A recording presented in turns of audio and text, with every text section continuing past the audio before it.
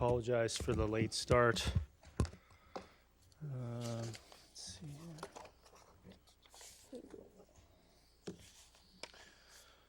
here. Okay.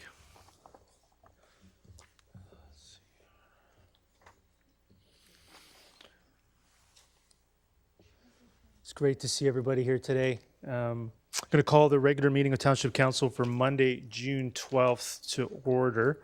Of course, I'm going to begin by acknowledging the traditional territories of the Coast Salish peoples, and in particular, acknowledge our unique and special relationships with the Kwantlen, Katzie, Matsqui, and Semi-Amu First Nations. And with that, I'll call the meeting to order. And we're going to begin with the official swearing-in ceremony for Jason DeRoy, our newly appointed Township of Langley Fire Chief.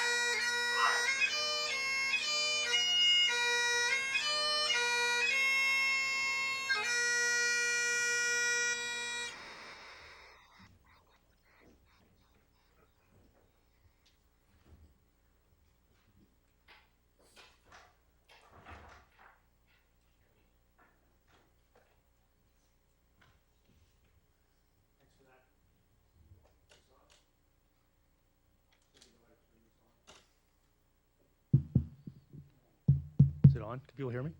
You can hear? Okay. Again, it's great to see everybody here today. I think a very important day within the Township of Langley. We had the opportunity to formally thank Acting Chief Ferguson on his impending retirement at the last May 29th council meeting.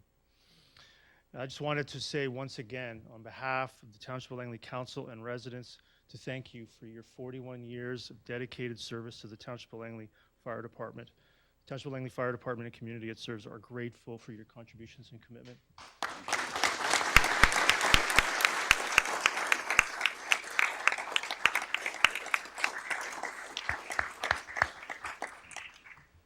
And now, with that, I would like to formally welcome our new Township of Langley Fire Department Chief, Jason DeRoy. Jason DeRoy started his career with the Surrey Fire Service as a paid on-call member at Hall Number 3, where he was also elected by his peers to the positions of captain and deputy fire chief. 20 years he would go on to spend at the District of North Vancouver Fire and Rescue Service, where he served in various roles, including captain and assistant fire chief for both operations, professional development, and training. Chief DeRoy most recently spent 6 years at the North Vancouver Fire Department, where he served as deputy fire chief. I say for all myself, mayor and council, and staff, we are incredibly lucky to have Chief DeRoy join the Township of Langley at such a pivotal moment in our community's history with so much work to do. Chief DeRoy and his family live in Willoughby, which was an important factor for us, so he's well aware of the priorities and the challenges that our growing community faces, including building a new fire hall now underway in Brookswood Fernridge for the first time in 15 years. This council is committed to expanding public safety and fire service resources within our community with the commitment to hire 44 new firefighters over the next 4 years as a starting point. We will now proceed with the official parenting ceremony. Please join me in welcoming Chief DeRoy to the Township of Langley Fire Department.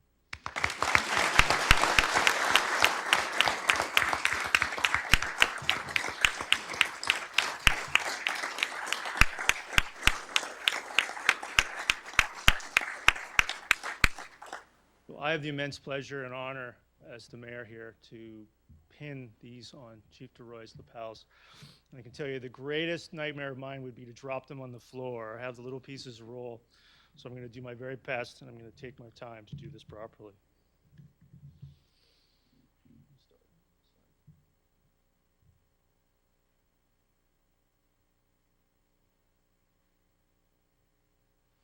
There we go. I knew that was going to happen.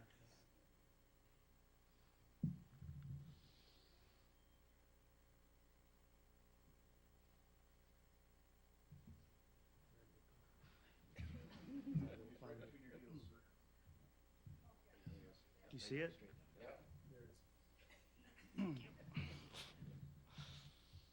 Just as I planned it.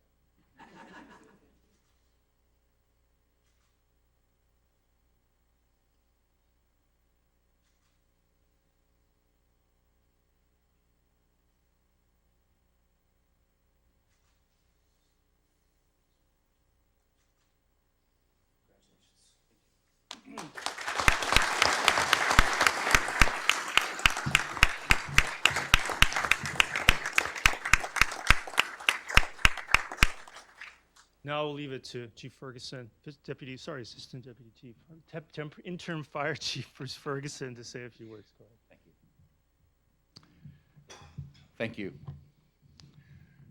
Your Worship, Mayor Woodward, Township of Langley Council, Mark Backen and the administration, ladies and gentlemen. Today, I stand here proud, humbled, and emotional, all at once. It's been an honor and a privilege to serve the Township of Langley in this organization for the past 41 years. When I first began here, I started as a volunteer firefighter, for lack of better terms, in Aldergrove. I never really foreseen myself getting much past that position. But it wasn't long before this field was embedded in my heart and soul, and I was deeply hopeful that I could use my passion and my hard work to make a difference and perhaps a career. Little did I know that while accomplishing the tasks at hand, I was also gaining something much more valuable. Friendships with people who have become like family to me. I've learned invaluable lessons about life and work, but what I've learned most is it's relationships that matter in the end. There's a lot of hard work, dedication, and commitment required to achieve my dreams, and I knew I couldn't do it alone. I had an amazing amount of help and support along the way, from my current employer at the time, who believed in me and supported this journey for me, openly knowing that if the opportunity came, I would leave his employ and take this opportunity. The support of the township staff, the fire department, and my firefighting colleagues. Last but not least, the continued support of my amazing family. You sacrificed so much over the years so that I could achieve my dreams. I love you. Thank you. Enough about me. Chief DeRoy, the last 4 weeks have come and gone so quickly. In such a short time, we have developed a relationship that I spoke about earlier in my speech. I believe you are open-minded, personable, honest, and forward-thinking, and that makes you the right choice for the Township of Langley Fire Department. You've heard me say that at every crew meeting that we attended together, and I mean it from the bottom of my heart. Congratulations and best wishes. To all of my work colleagues, both the fire department and other colleagues within the Township of Langley Corporation, I wish you a happy and healthy future. To the citizens of the Township of Langley, you're in good hands, and it's been my pleasure to serve you for 41 years. Thank you.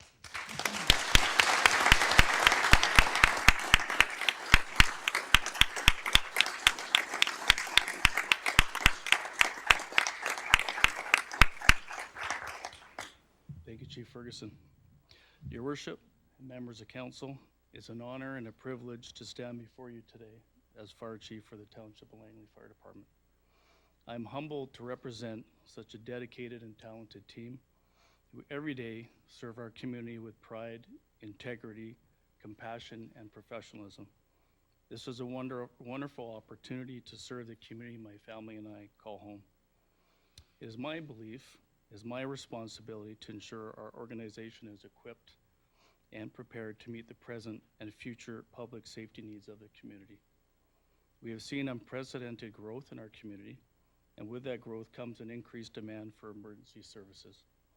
And in this regard, I would like to personally thank your worship and council for your support and commitment to not only the fire department, but public safety as a whole. The mental health and safety of our members is crucial. Having the processes, systems, and supports in place will ensure that we can deliver the excellent service that our residents expect and deserve. We have seen many changes in the fire service over the course of our careers, and there will be many more over the coming years.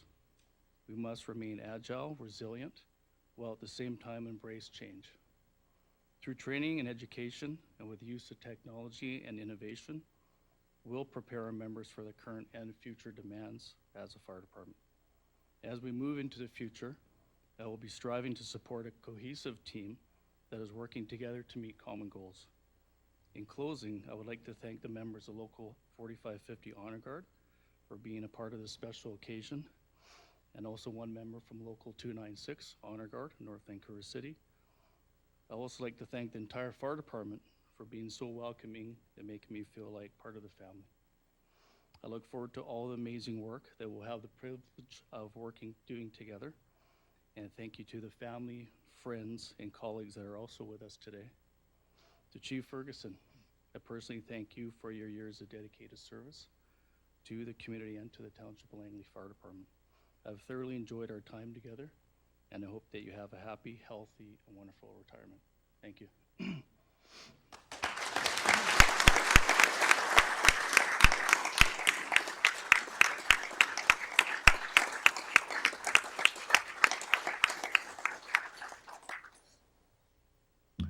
And so with that, that concludes our ceremony. I believe we're going to take some photos.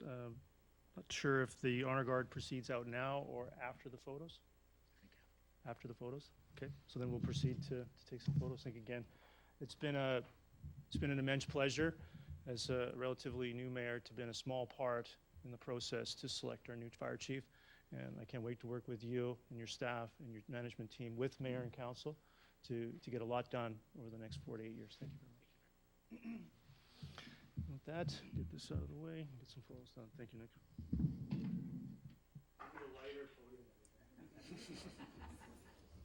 What are those ones that goes up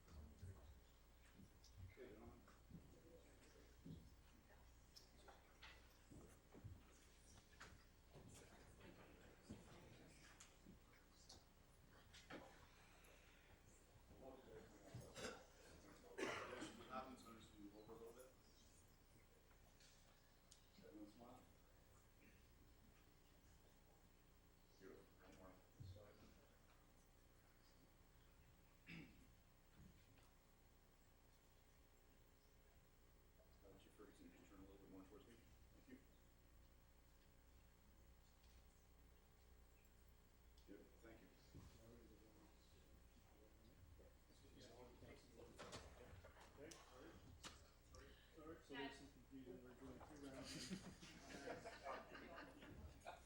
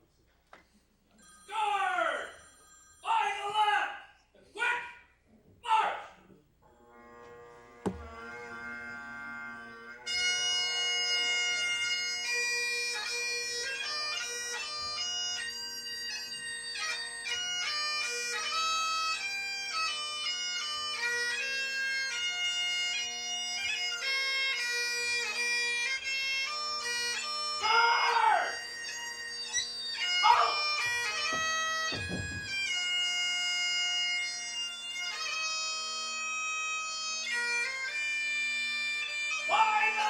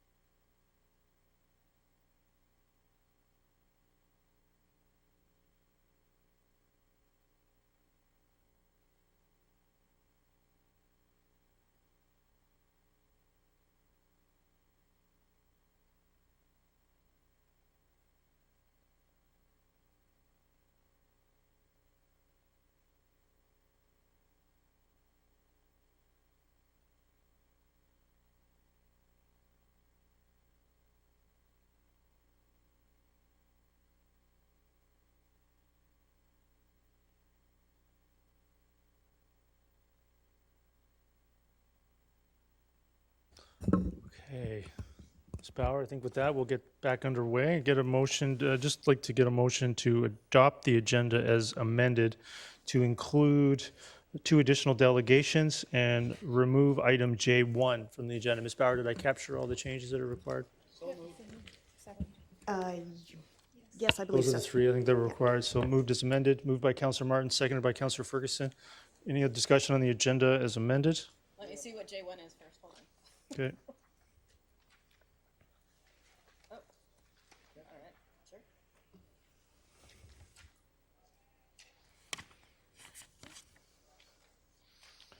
Councillor Richter, go ahead.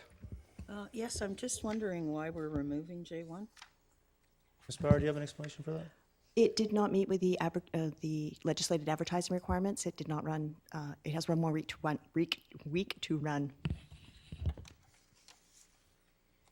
Thank you. Call the question on the agenda as amended. Just gonna make a vote on that. Yep. Carries unanimously. Adoption of minutes from the regular council meeting of May 29th. Get a motion, please. Moved by Councillor Martin, seconded by Councillor Rint. Any discussion on that? Call the question on B1.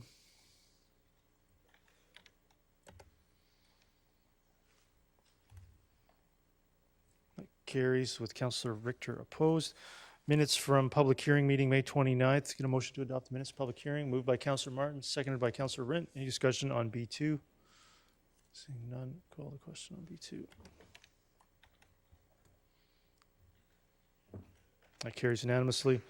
Delegation C1, Ms. Ettenberg. Go ahead. Pleasure to see you here.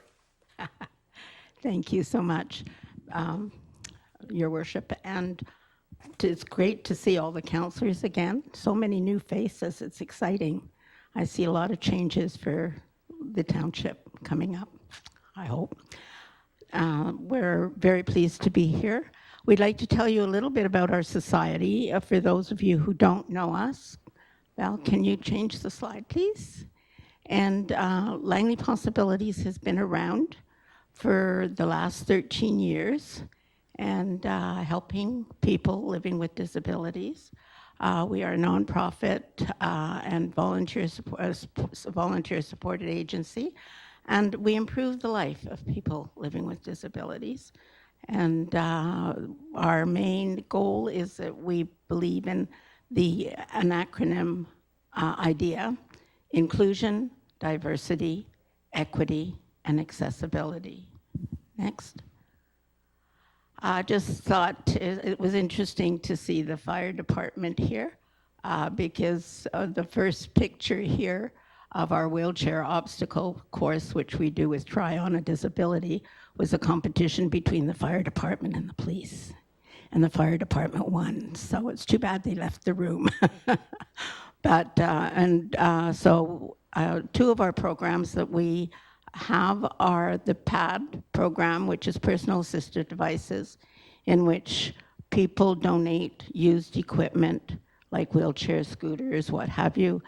We fix them up and we put them back out in the community. We give them back to the people who cannot afford to get them. And then the second part of one of our programs is Try On a Disability, which we call our TOAD program. And you have brochures with it. And this is our wheelchair obstacle course, which council very kindly helped fund the repairs of that. So on Canada Day, you will see us with the brand new wheelchair obstacle course that this was made in 1991. And the gentleman who actually invented it is helping us restore it. So it's fantastic. Next. And so this is our TOAD brochure. We visit schools, we visit businesses, and teach people what it's like to live with a disability. By creating a disability and an able-bodied person, they can experience some of the challenges that we go through, and also they can then feel that, oh, if this is not so bad, I can adapt. And that's one of the important things. And then you can maybe accept them as part of your friends. Next, please. Our last 2 programs one was the accessibility audit, And we were able to do the audit with the WC Blair Pool. And again, the township very kindly funded the the questionnaire to do the audit. And so that this is the type of report that we presented. And because of that report, they were able to do a lot of their changes at the pool. And I've been in the pool several times, and it's wonderful. They have made some really great changes. The next one is the accessibility map.ca, which we've just launched. We are going to various different businesses. We work with Tourism Langley and Discover Langley, and we take a quick look. Anybody can do an assessment. It's on your phone, and I will teach you how to do it. And the middle slide there shows you what you get, what kind of a thing, so that somebody who wants to know, can I go to this facility or not? They can go and see what kind of challenges they might have and whether it's important to them or not. Next. Val? You're not used to being on this side of the fence. Anyway, we had been offered to share a piece of property with Inclusion Langley. And so this particular drawing, it's would be of what we would have liked to put on the land so that we could have our storage, we could have classes, we could do all sorts of things on that piece of property with Inclusion Langley. Unfortunately, there's been some legal snags or what have you, so that hasn't happened yet. And hopefully things will change. Can you please change the slide? And this is just to show our current board of directors. We have a variety of people, which is great. We've got some young people, we've got some disabled, we've got others. And then, of course, we had to show off. We won the gingerbread contest at the Chamber of Commerce, so that was our house. Next. The reason that we're here is that we need your help. We need some place to put our office and our storage area. We're finding that it's costing us approximately $1,000 per piece of equipment that we give out. And that's used equipment. Now, a scooter will be $2,500 and up. A power chair, well, mine happened to be $22,000. So that, I mean, the value of the product is good, but by the time we pick it up, store it, and then fix it up and get it out in the community is very difficult. And that's what costs the money. So we would like a couple of things. We would very much like the township to either provide a piece of land for us or share a piece, that we can share. I'm sorry. And that we want to be able to build a storage facility there so that we don't have to pay so much money in storage. I'm sorry. And or an alternative location. It doesn't have to be Inclusion Langley, but if there's another location, that would be good. Secondly, it's our understanding that you are considering building a couple of community centers that might have some space for nonprofit societies, because all of us are struggling with funding to be able to keep going. So that would be another option. And we also want to be part of the Disability Committee under the BC Disability Act that has been incurred. So those are the three things that we would like to ask for. And hopefully you'll be able to answer those questions. Great. Thank you for that. Councillor Pratt with a question. Yeah, thank you, Your Worship, and I appreciate you coming today and appreciate the asks. I'm sure council will be having conversations of that moving forward. The one question I did have for yourself, the accessibility audit that you did with the Blair Pool, were there any guarantees from staff, or was there any conversation about when we're building new facilities or repairing new facilities moving forward, if that audit will be a part of those processes? Actually, they did use the audit to do the changes that they did over COVID, because we had done the audit in 2019, just before COVID hit. And then, of course, everything stopped. And so because they closed the pool and they had some funding to be able to do, they were so glad that we had done the audit, because they did the steam, not the steam, the sauna. Mm-hmm. They organized that. They now have a lift to get in and out of the hot tub. And so that they have, and they've also adapted some of the bathrooms and changing rooms, so that they've done a great job. On our website, there is a small video that is the staff has discussed how great they found the audit.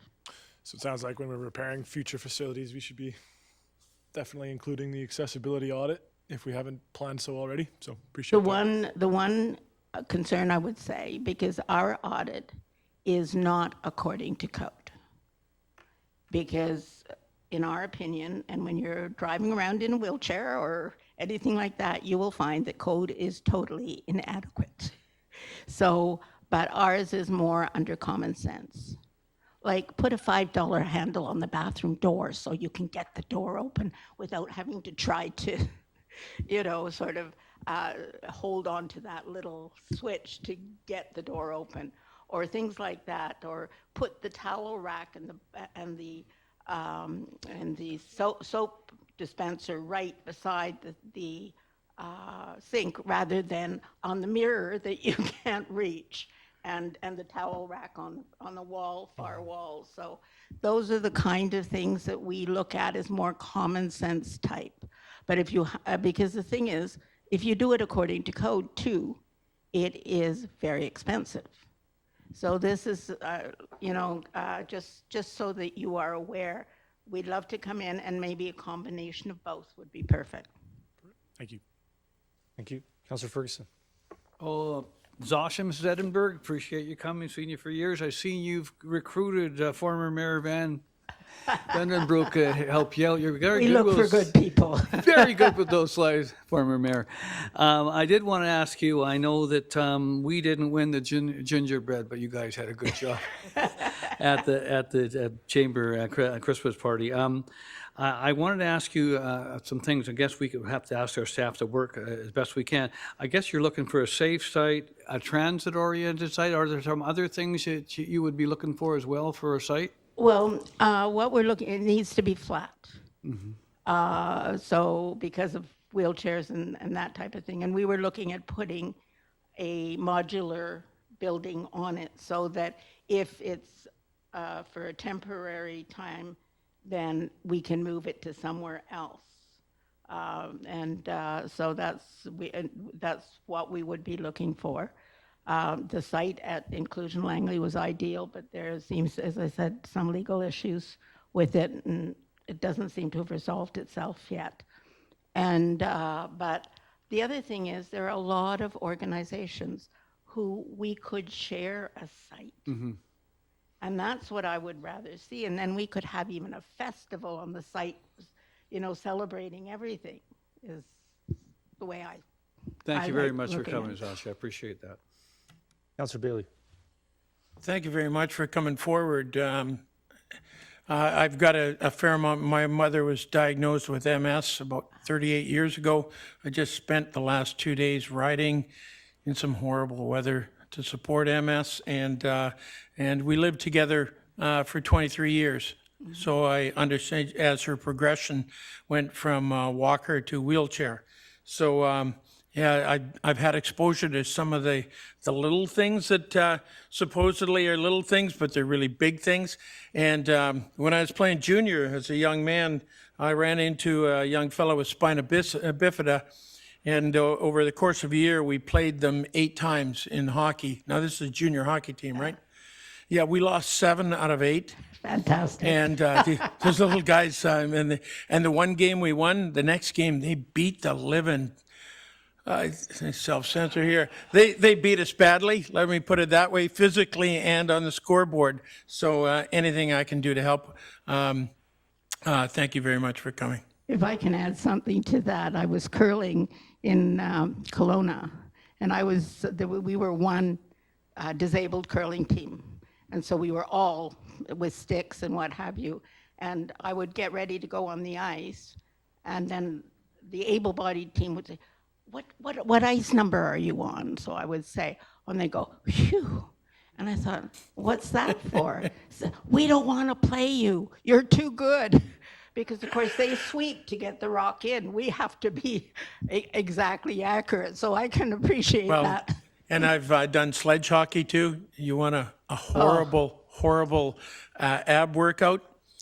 Go and play sledge hockey against guys who really know what they're doing. Yeah, it's Exactly. embarrassing. Yeah. Thank you. Councilor Van Popta?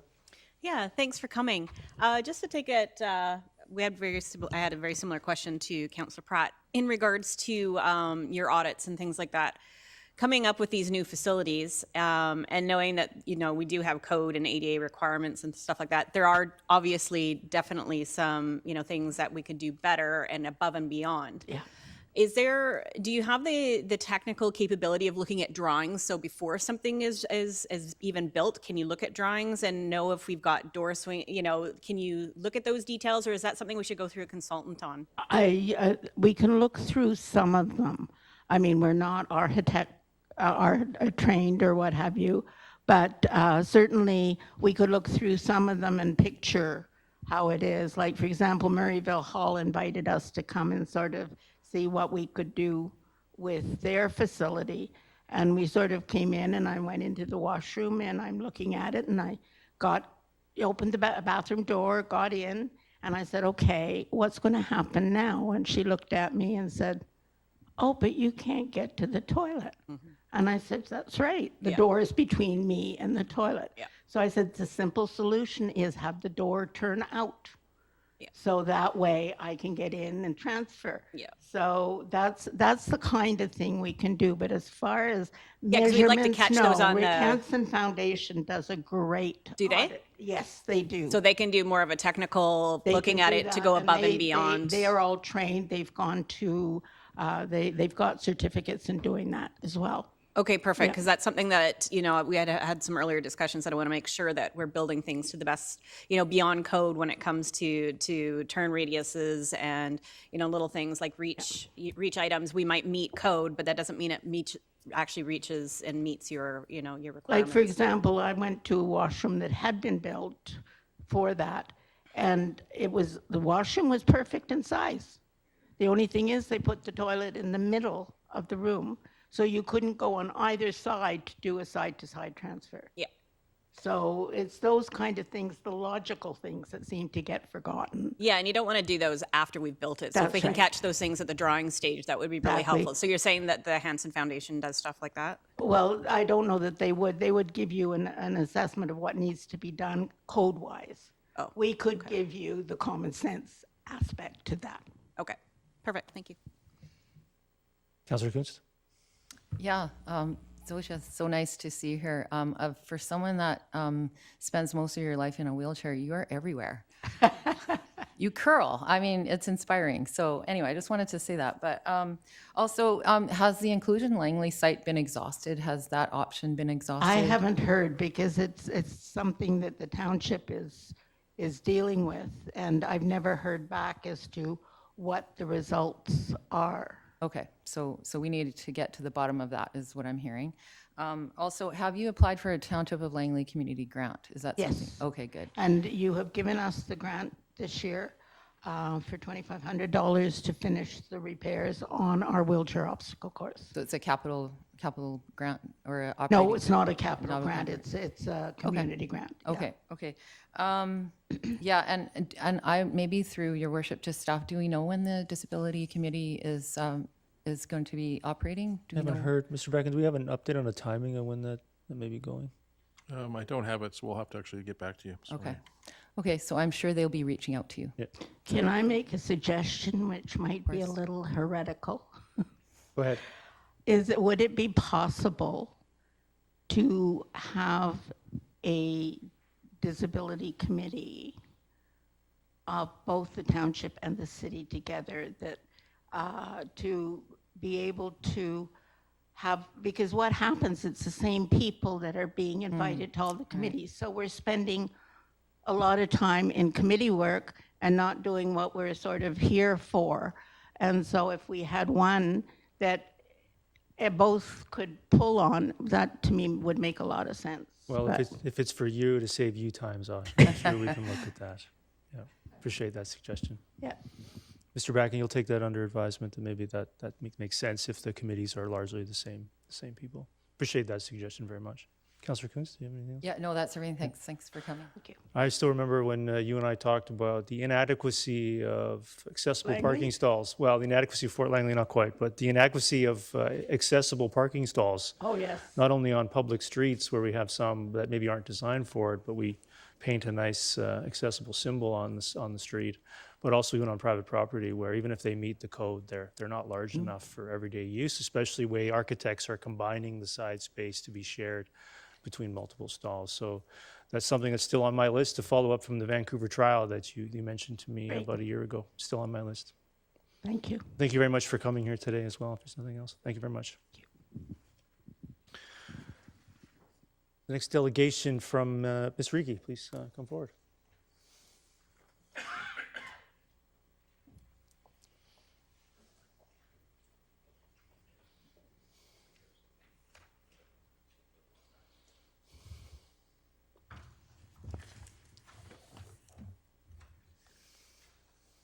Go ahead. Thank you. Thank you, Mayor Woodward and members of council. It is an honor to be with you today and to seek your support in a project that will mean a great deal to the citizens of Langley. I am grateful to have many individuals and organizations that stand with me and our committee, some of whom are here today. The Derrick Doubleday Arboretum became a very special place for Indigenous and non-Indigenous people to come together to learn, share, remember, and reflect on the lives of 215 children who were found at the Kamloops Indian Residential School in 2021. I would like to show you a video that offers a historical context of the Arboretum. Energy to this story. And then we have a larger group that we get to go back and sit with and meet with and we share. And we're very excited about a project that we're going to work on, and the project being Iwalamatas Talalam, a place of understanding. I knew about residential schools, but I didn't really know how terrible they were and the ramifications they had for 7 generations or more for Indigenous people throughout British Columbia and Canada, for that matter. So when I heard about the 215 kids that never made it home from the Kamloops Residential School, I was devastated, really. So the first person I thought of was Cecilia. I've known her for a long time. So I called her and I said, what can we do? How can I help? So she came up with this great idea, which I got totally behind. She thought, the crosses and with the clothes draped on them, and so we put that all together. We got the site, the Derrick Doubleday Arboretum. There were lots of people there to come and help, and then throughout the summer and the fall, thousands of people went through the site. Seeing the huge impact that this had on so many people, I thought, man, this would be nice if it was a permanent site, a permanent memorial, and even a prototype that could exist throughout British Columbia and even Canada. There was about 12 of us around a table in one of the first big ones, and I'm a settler, I'm not Indigenous, but we went around the table and introduced ourselves and talked about why this would be important to us. And I was one of the last ones, and we went around, and of the 12 of us, probably 9 were Indigenous. And the stories they told, the pain was palpable. I could not relate to it. Then the meeting got over, and I went to Cecilia, and I said, Cecilia, I don't belong here. And she looked at me, and she said, no, you do belong here, because this is part of the reconciliation journey. That the non-Indigenous people have to be aware and have to learn about the intergenerational trauma that we all face. And the only way that the settlers are going to learn about it is to be part of it. As an urban Indigenous woman that doesn't know her roots, this memorial made me feel connected to my roots that have been a secret. It has a good energy here, a healing energy. It gives space. Creating the space for people is very important. It's a place of transformation. Stepping from one side of the healing process to the other. It's an honor to be able to see our people being able to step into our memorial and see what they want to see and hear what they want to hear, and then step out feeling a little bit better than they did before. We come to the Township of Langley Council and Mayor asking for permission to designate the Derrick Doubleday Arboretum as a place that we can move forward on beginning the plans for a permanent place of understanding, a place where people in the community of Langley and beyond can gather to learn more about the process of residential schools and its impact on the Indigenous people, and to build on the legacy that has already taken place over the last 2 years at the Derrick Doubleday Arboretum. It's become such a special place for people throughout our community, Indigenous and settlers. And our hope is that we can move forward and make it a permanent place. To turn our team's dream into a reality, we've enlisted the help of Kwaia, or Spring Salmon Studio, a husband and wife team from Kwantlen Nation whose passion, talent, and experience will be essential in creating a lasting outdoor art installation. Our vision is aligned, to tell the truth of what has happened and to express our shared hope for what happens next. Over the last couple of years, we've witnessed the diversity of people from our community come to a place of understanding. Iwalamitis Talalam. We are seeking approval from council to move forward with the planning of a permanent installation at Derrick Doubleday Arboretum. We are not asking for money. We will pursue funding in our own way, but we need a place for a very special permanent installation to call home. Our intention is to return to council to present our full proposal in September of 2023. We are confident that Iwalamitis Talalam, a place of understanding, will fit beautifully at the Arboretum. And with Kwaia Salmon Studio leading this project as the artistic designer and general contractor, we will maintain the integrity of the Arboretum as we move forward to tell our shared history of Canada. We thank you for your consideration. Haisepka CM, thank you all respected ones. Thank you very much. I have questions from council. Councillor Ferguson. Oh, yes. Thank you, OCM Cecilia, and your team. I see you also got former Councillor Rudy Storteborn. Welcome again. As Vice Chair of Indigenous Relations for Metro Vancouver, we have been doing an awful lot of work, and I know we're sitting here with the Township Council with a number of things regarding reconciliation. In the 5 years I've been on treaty table, there's so much has happened. The Pope's been here. There's been the United Nations Declaration, which we've adopted with federal reconciliation, provincial, and of course we do our part in the region. I see you've got, I didn't ask you who was going to be doing the design for it, but I will. That'll be part of my question. I saw Drew Aikens there. Phyllis Aikens did the mural in the back, his wife. Mm-hmm. And I also saw Corey, who did the wall and some of the work down in the Arboretum. And certainly our relationship with Indigenous relations is very strong. We want to keep that strong. I guess my question to you is, it was asked by many over the years, is what can we do individually as a group, as a metro, and as a province to improve and work towards reconciliation. And this is an example of something we can do. And I was asked by leaders, both Indigenous and not, look, do your part the best you can within your heart. So my question to you is, do you have a design in mind? And was that part of the display today? If I may, through the chair. So thank you for the question.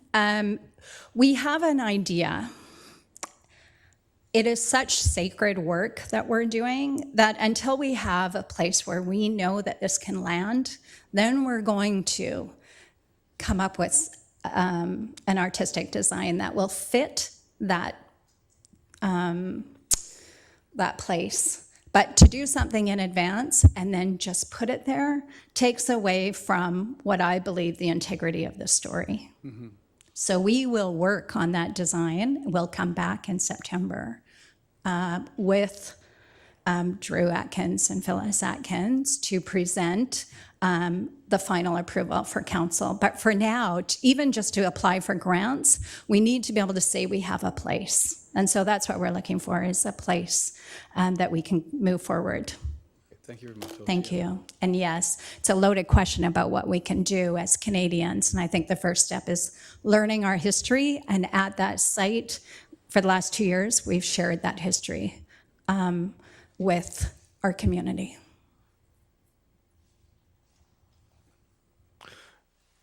Just writing that down. So can you be more specific about your need in terms of pursuing that grant funding? Are you looking for something specific, or would council saying that, I mean, I don't imagine you're not going to have very strong support. So do you need to be general, saying that council working with the staff to locate something at the Arboretum, and does that be specific enough for your purposes today?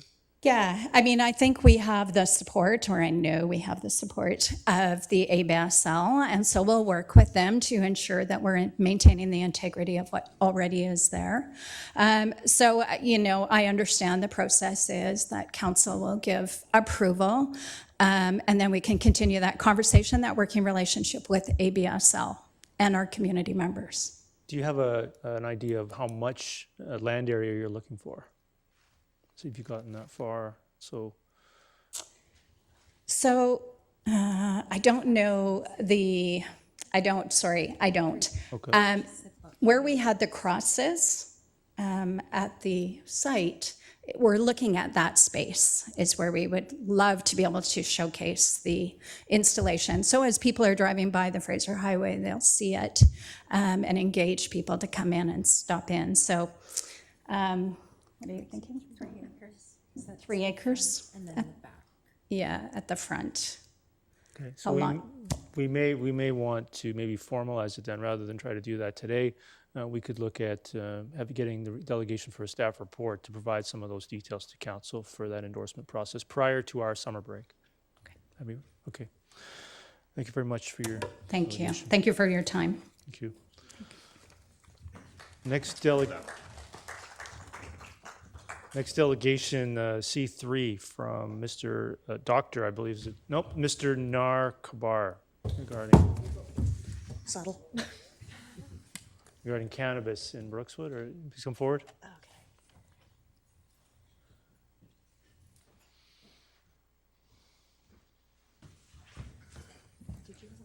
No, I didn't. Hello, Council, Mayor. My name's Nar Karbar. I'm before Council today to put forward my application for a cannabis retail store located at 2426 200 Street in the Brookswood Fern Ridge area. I just wanted to take a few moments, I guess first and foremost, just to kind of introduce myself. I will be the owner-operator of the proposed location. A little bit of background from myself. I'm married. I do have 2 kids myself that are 12 and 13.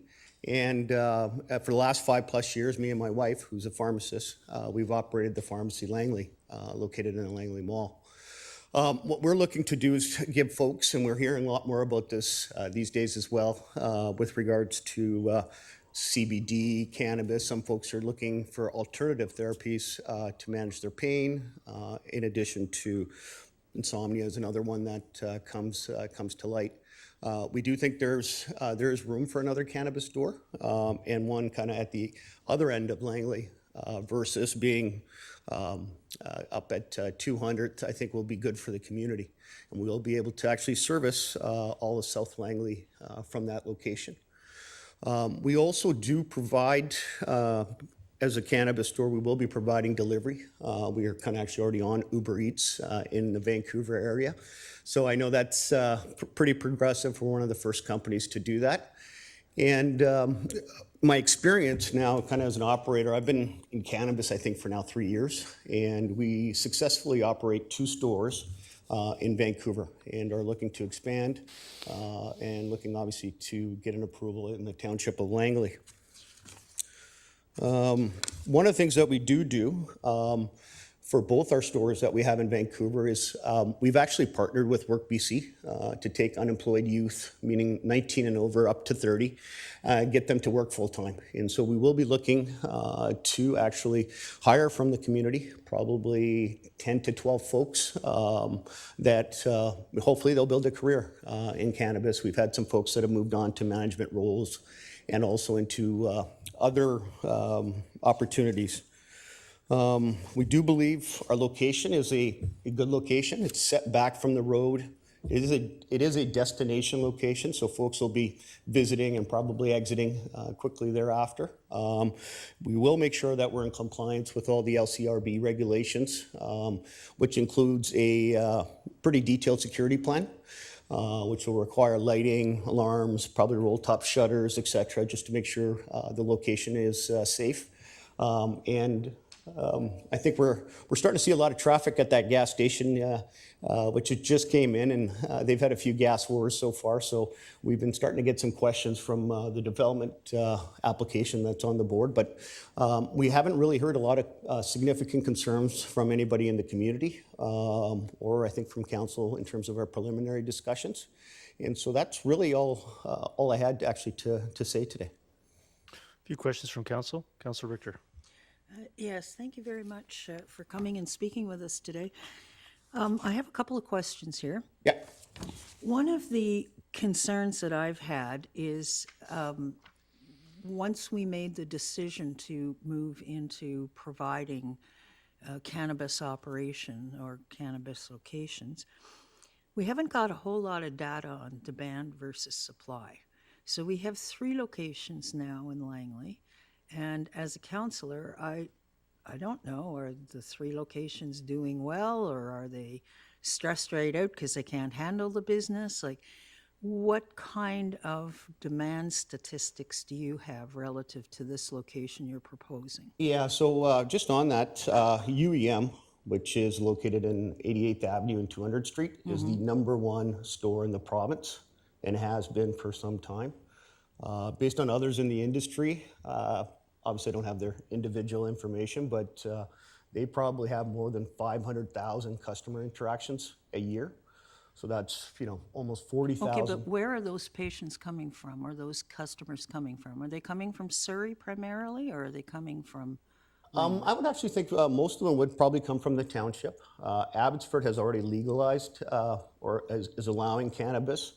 And Surrey actually is expecting a report back in 2 to 3 months. So eventually there will be cannabis retail stores at different locations. The location that we're trying to put together is really for the Brookswood community.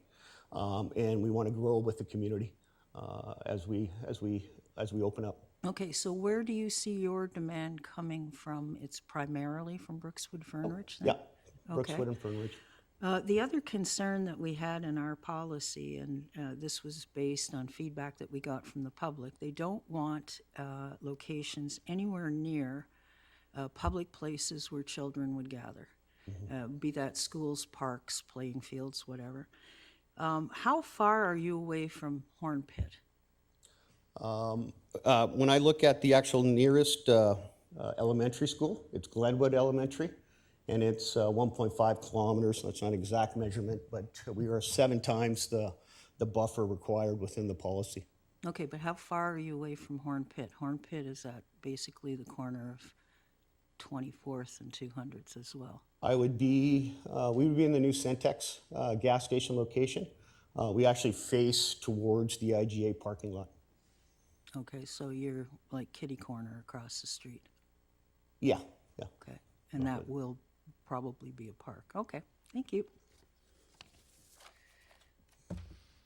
Councillor Van Popta, go ahead. Just a quick question. Do you know what the hours are of the gas station? Actually, I don't. They have been very busy though, so. Do you know if they're open into the evening?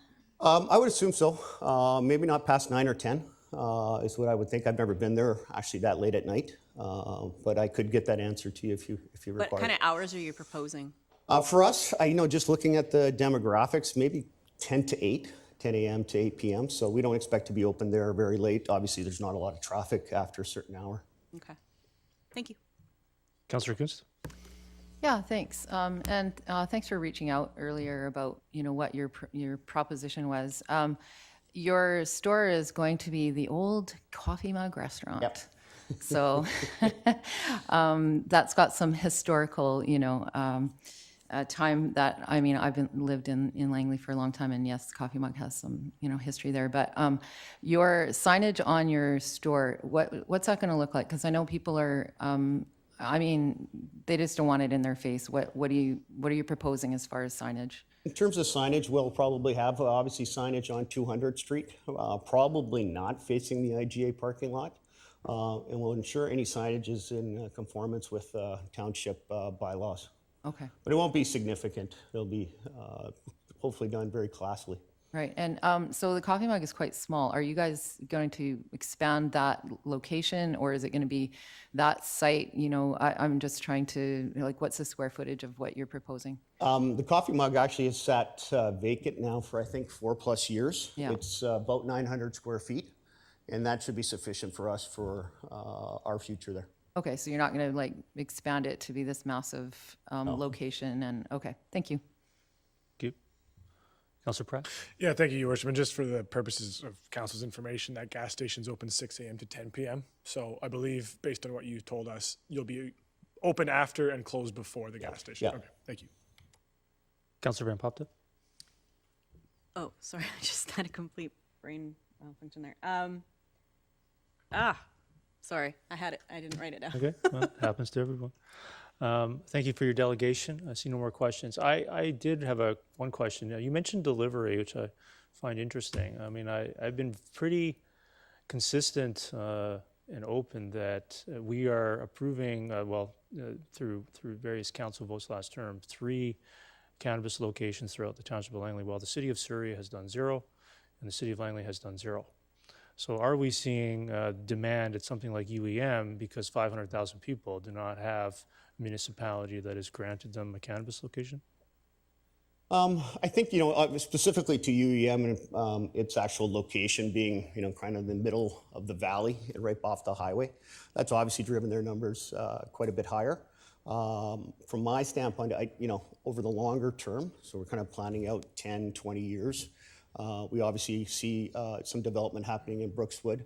It also gives everybody an option to go somewhere close to get cannabis if that's what they choose to do. And it is legal now, so folks look for access. And this is really a very subtle location where it's kind of set back from the road. So hopefully that doesn't cost any angst to some of the area residents. And you mentioned delivery. Wouldn't that also mean that any of the 3 other locations could provide delivery to anyone in Brookswood, therefore not requiring an additional retail location? They could. That option is open to them under the provincial guidelines. The challenge with the township is it's quite large. And even in, say, Vancouver, we only do it within 5 kilometers because otherwise if you're going up 200th and coming back, that's over an hour. From down there, so. Well, we're working on that. But, Councillor Van Popta, go ahead. Sorry, I remember now. How many months have you been paying for your lease? Started in September of 2022. Okay, thank you. Thank you. See no other questions. Appreciate your delegation, and you're on the agenda later today. Thank you. Thank you. 4th delegation, Dr. Harpreet Kaler. Did I pronounce that correctly? Please come forward.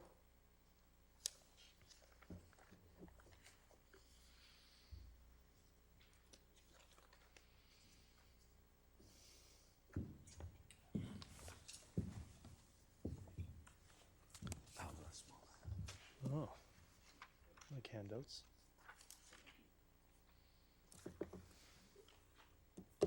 Thank you. Thank you very much.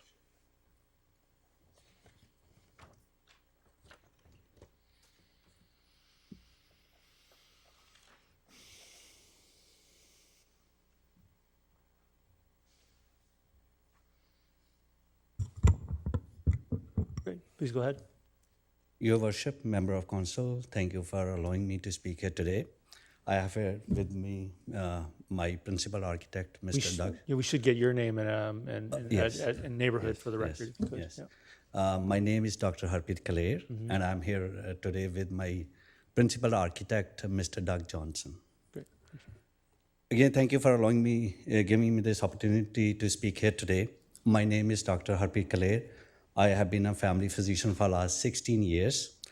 I have dedicated my life to medicine. I work almost 7 days a week, barely take any time off, attend to the needs of 50 to 60 patients a day. I have worked with various divisions of family practice. I've recruited about 30 plus physicians from Commonwealth countries throughout my career, including Australia, New Zealand, South Africa, UK. I have also worked as a supervising physician for a lot of international medical graduates, assisting with their training and licensure. I'm also involved in various charitable projects around the globe and volunteer at various areas of natural disaster with team of physicians. So now a little about my experience with our passion project in Brookswood. In 2017, we as a group of medical professionals acquired a property at the corner of 233A Street. We came in with a vision to relocate to South Langley ourselves and open a medical center that would serve the community of Brookswood in particular and Langley overall. I personally believe in a holistic approach in patient care, and hence Brookswood Medical Center will include a full scope medical practice, a walk-in clinic with extended hours, urgent and acute care center, mental health services, occupational rehabilitation, physiotherapist and chiropractor and kinesiologist, a pharmacy along with medical supply store. Furthermore, we are proud to collaborate with other healthcare professionals such as naturopathic doctors, veterinarians, and dentists to provide a comprehensive healthcare ecosystem. Brookswood Medical Center will serve approximately 25,000 new patients from Brookswood and Langley within the first year, with a projected growth of up to 40,000 patients within 3 to 4 years. We believe that this will greatly help address the lack of accessible healthcare services in upcoming Brookswood community and city of Langley as a whole. So why I'm here today? Our group purchased this property in 2017 with clear intention of constructing this as essential medical facility. Since submitting our application in April of 2017, we have promptly responded to requests and recommendations from the township, consistently cooperating with their demands. Throughout the purchase and application process, we were informed both verbally and in writing that we could proceed under the 1987 plan. Despite receiving 6 review letters, we have diligently addressed every comment and revision put forth to our coordinating professionals. Although these unexpected revisions incurred additional cost, we willingly absorbed them to ensure progress. Additionally, even though the zoning allowed for 4 stories, Township has asked to scale it down to 3 stories, and we had no objection. As part of satisfying planning and neighborhood concerns, a voluntary public information meeting was held in December 2022 of last year. Councillor Pratt, you were there as well. The project was generally well received with minimal neighborhood opposition. After working tirelessly with your staff over 6 years, we were disappointed when my architect received a last-minute call from township staffer requesting the withdrawal of the application, just days before the project goes to council for first and second reading. As someone devoted to medicine and community health, I felt immense shock and disappointment. We have submitted a package that outlines the extensive discussions we have had with the staff over the past 6 years in this regard. It is disheartening to realize the property is now designated as a townhouse site, potentially suggesting a lack of transparency in our discussions. We have invested over $500,000 in architects, engineers, and consultants working closely with city staff. It was only 3 weeks ago that we were asked to put up rezoning signs as if the project was moving forward. As I conclude my address today, I want to express my sincere gratitude for this opportunity to present this vital project to you. Throughout the past 6 years, we have demonstrated our willingness to work closely with the township, responding diligently to requests and revisions, and absorbing unexpected costs to ensure progress. The changes and accommodations we have made along the way are a testament to our dedication and commitment to project success. The Brookswood Medical Facility represents a vision that has been nurtured and cultivated by a dedicated group of medical professionals who are deeply committed to well-being of our community. By approving this project, you will not only address the urgent healthcare needs of our residents, but also contribute to long-term well-being and prosperity of our community. Your decision has the power to shape the future of healthcare in our community, and we humbly request your support in making this vision a reality. Thank you for your time, attention, and consideration. Thank you. Thank you. So I do have some questions from Council. Councillor Richter, go ahead. Yes, thank you very much, Dr. Kaler, for your presentation and the brochure you just handed out. I wonder if you could talk a bit more about the comprehensive medical services. I believe in your application you've got 33,000 square feet of commercial. There's no reference to medical in that application so far. So how much of that 33,000 will be put into medical? And you had mentioned some numbers. I was wondering if you could repeat them. I kind of quickly wrote them down. 25,000 new patients in the first year? Yes. And by the third year, you anticipate having over 40,000 Yes. patients. Wow, that's pretty impressive. So what do you see Yes. in this medical facility? So, Councillor, we bought this property to construct this medical center. Me, along with my other healthcare colleagues, we are in the process of moving to South Langley. So this is our dream project. So we were required to submit an application for 33,000 square feet. All we required for our medical center itself was around 10,000 square feet. But we have to satisfy the city based on the NCP. I think that is what it is called, NCP. So we have to submit an application for 33,000 square feet. So this medical center that I am proposing in this brochure, that requires about 10,000 square feet of facility. So about a third. About a third. About a third, okay. Yes. And what would the other 2/3 be used for then? So then after our submission, then with consultants, we were approaching veterinarians, accounting, CA firms, lawyers, small bakery, small coffee shop, so those kind of services. Okay, and in the actual facility itself, you've got mentioned here urgent acute care. Yes. So that will be like after hours? After hours, yes, really? Yes. So now with the new so much of going on in BC healthcare system. So we have opportunity to do a lot of things that are usually done in an emergency room setting. Okay. Yeah, so we, with our extended hours and with our staff that are also trained for emergency medicine, so we have a collaboration now. So we have residents that we train for emergency medicine and family medicine.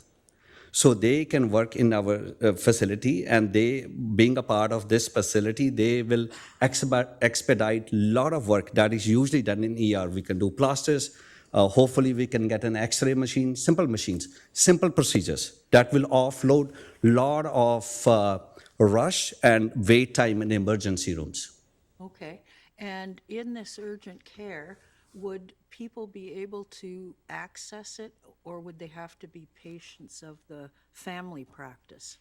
This is for open access. Open access.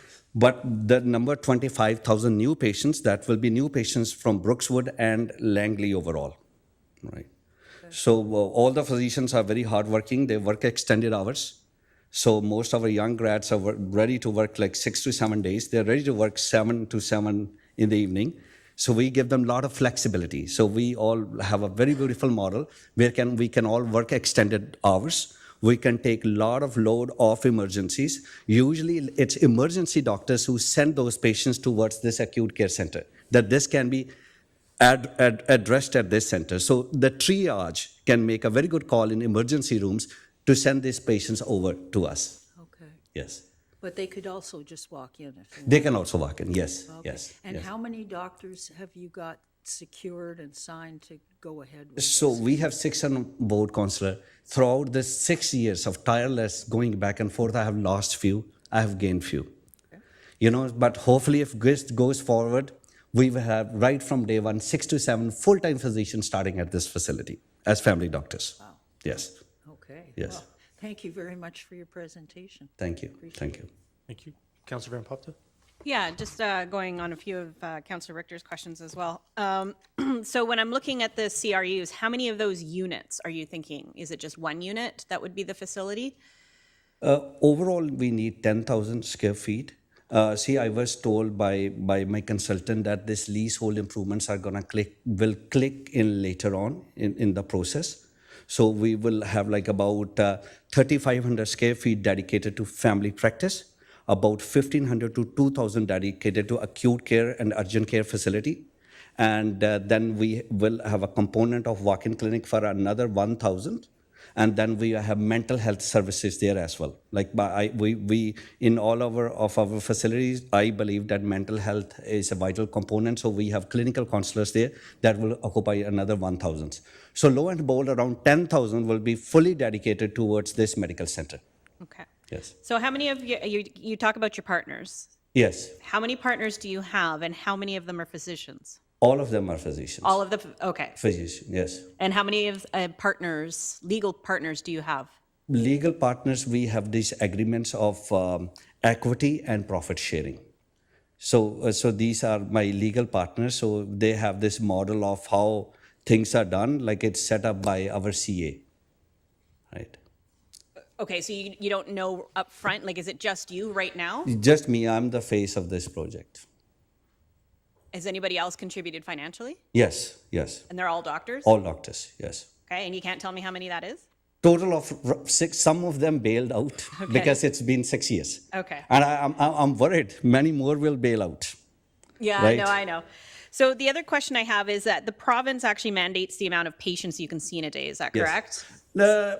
It was correct, not since COVID. Okay, so they have So that. we can see more patients. The thing is, personally, I have never seen less than 60 patients, but I only get paid for 50. Many times I am seeing 60 to 65 patients because it's very difficult to say no to patients. If a mother late hours come with a child, right, and an elderly comes, sick elderly comes in, very difficult to say no. There is no mandate that you cannot see more than 50, but you just don't get paid for more than 50. Yeah, because I've seen it on the doors of clinics before, like by noon, that they've reached their quota and that they can't, that they won't see anybody else after 12 p.m. because they've already had enough clients for the day. Yes. So have they changed that in the last couple of years? Well, it was doctors' preference, what they want to do, but there was not a legal mandate to do that. Okay. Right? And I think in order for any physician to build a great harmony in any community, you have to be flexible. Right? Many times you're going to run over those numbers. Okay. Right? But the only thing is you won't get paid, but it's just build up a goodwill in community. All right. And my last question is, what is the key to your success for recruiting? I mean, there's doctor shortages everywhere, and you're coming in sounding like you're going to be fully stocked. So I'm just wondering what your success is. The key is to do volunteer work. You have to do volunteer work overseas. We have full reciprocity of medical licensure, but in many Commonwealth countries, so we have full medical reciprocity with the United Kingdom, Australia, New Zealand, South Africa. So any physician who is trained in those countries can come tomorrow in Canada. Like if I have to recruit tomorrow for Brookswood Medical Center, we have this facility up and running. So they can come here, just apply for licensure. They don't need any supervision. They don't need any training. They can start next day. The key is to do volunteer work. Like a lot of doctors are passionate around the world, but the news simply don't get there, right? You have to show them what you're doing. Like when I travel with this, I show them like we have this beautiful township, beautiful area of South Langley, beautiful upcoming community, and we're going to have Brookswood Medical Center. And so you're saying that you're And going to they recruit. can live in Highline, Yeah. they can live in White Rock, enjoy a beautiful lifestyle, and work in Brookswood. Okay, and so Yes. you'll be recruiting from Commonwealth countries, and they're volunteering. Is that what you're saying? No, we meet while we volunteer at different sites. Oh, we, I see, okay. See, I volunteer at different natural disaster areas when there is ever need, like it was in Turkey, anywhere in the world. So there is a nice networking of physicians who believe in medical services, who have worked long years in their own country, and they want to move to Canada and beautiful British Columbia. And top of that, this community is beautiful. All right, thank you so much. Yes. Councillor Kunst? Yeah, could you just help me understand a little bit again, or maybe repeat the process of what you've sort of experienced? So you bought the property 6 years ago with the intent to put a medical center on there under the old BC Brookswood Community Plan, Yes. the 1987 plan, Yes. and you were going to bring it to council, and then somehow so what has occurred, and if in the new Brookswood community plans, would Yes. you still be able to have this, or will it just take longer? Like I just need some clarity on what the. I believe, thank you for your question, Councillor. I believe that in new NCP, we can only do townhouses Okay. on this site. Okay. Right. And we were very active along with my consultants and team to answer back to city with any questions they have. But it just took long. Like we were hoping that we're going to come in front of council 2 years back, but it simply never happened. Right. Okay. The other thing that I want to, and I doubt this is possible, but how can we ensure that if this medical center is in the Township of Langley, that Township of Langley residents get priority?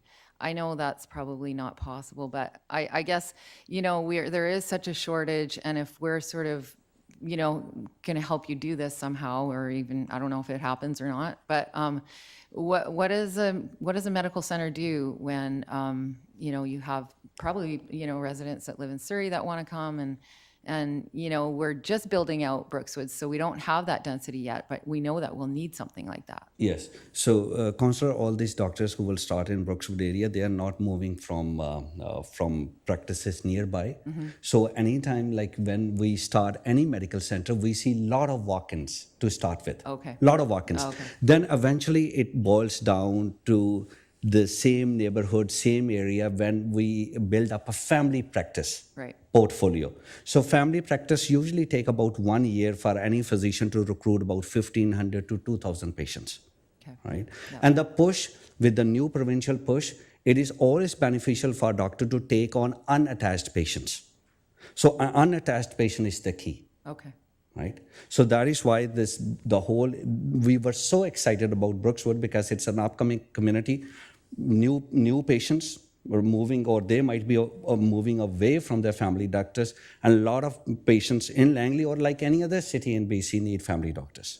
Right. So usually it takes about 1 year or so to move from walk-in clinic model for a family physician to have a full set of family practice to recruit family patients. Yes. Okay. All right. Yeah, thank you. Thank you very much. Thank you. Councillor Richter? Yeah, just a couple of follow-up Yes. questions. Yes. I think we just had a public input session over the neighborhood plans, and one of the concerns that came out from the public is we need the infrastructure, we need schools, we need doctors, we need hospitals. So the fact that you can take 25,000 new patients in the first year, Yes. build that to 40,000. Yes. That is a huge community benefit, a huge community asset. But how do we make sure it happens, like it actually materializes? So we have injected a lot of capital on this project, Councillor, a lot of capital. So right now we are pretty much on our last breath here. Right? We are not big developers. No, we are not big businessmen, right? Like when we heard as a group that we have to pull out our application, Everybody's devastated. But we have injected a huge sum of our earnings over the years into this project to make it happen. Right? And all these physicians are relocating. They are looking for like a 1 acre parcel in South Langley, in Highline area. Everyone is so excited. Once we had this public information meeting, many of them are like actively looking for property in this area. So they're going to live in this area. They're going to work in this area, right? This medical center, it's going to be like great for the community. It will show for itself, right? And we have a team of very motivated professionals, doctors who are ready to hustle, doctors who are ready to work, who are very passionate about medicine. Okay. Yes. Just to be on the absolutely 100% safe side, Yes. that we will get a medical clinic Yes. in there. Yes. Would you be willing to put a covenant on the property saying that you would set aside 10 to 15,000 square feet for medical related purposes? Absolutely, Councillor. You would? Absolutely. Yes. Okay. Yeah. Okay, Yes. thank you. Thank you. Seeing no other questions, appreciate your delegation. I did have one question, though. You mentioned the timeline in which you started this with the acquisition around 2017. Yes. Now, that would have been around the same time, I'm not sure which order it came in, but that would have been the same year that council adopted the new 2017 Brookswood Fernridge Community Plan, which had this site designated townhouse only. Is that correct? I will defer that question to my Mr. Johnson. Basically, all of that was happening about the time we were making the application. We were told by planning that we had two options. One, we could proceed under the 1987 plan, or we could wait for the new plan and see what uses were coming out of that. They anticipated at that time that it would be probably 18 months to 2 years before that would come to being. So since the uses of the 1987 plan met the needs of my owner, it just made sense not to be waiting 2 years to see what might happen and to put in the application under the 87 plan. And I just want to confirm, I'm not No. just getting information. I just want to confirm, though, that you were well aware proceeding with an application knowing that it did not comply with the 2017 Brookswood Fernridge Community Plan. It wasn't in place at that time. But you processed it for many years, you've said, 6 years, and That's right. When we made the application, the new plan was not in effect. But it was adopted the same year for the It was adopted later, yes, correct. But our application was already in play. So for the 6 years that you were claiming you're working on the application, you were Yes. aware that it did not comply with the 2017 Brookswood Fernridge Community Plan? Yes, Great. yes. Thank you very much. Okay. Thank you very much for your delegation. I appreciate that. Thank you, Your Worship. Thank Thank you. you, Member of Council. Thank Thank you. Thank you. Reports to council, item E1, 2022 audited consolidated financial statements. Get a motion to receive and accept those. Moved by Councillor Martins, seconded by Councillor Rint. Is there any discussion on E1? Seeing none, I'll call the question on E1.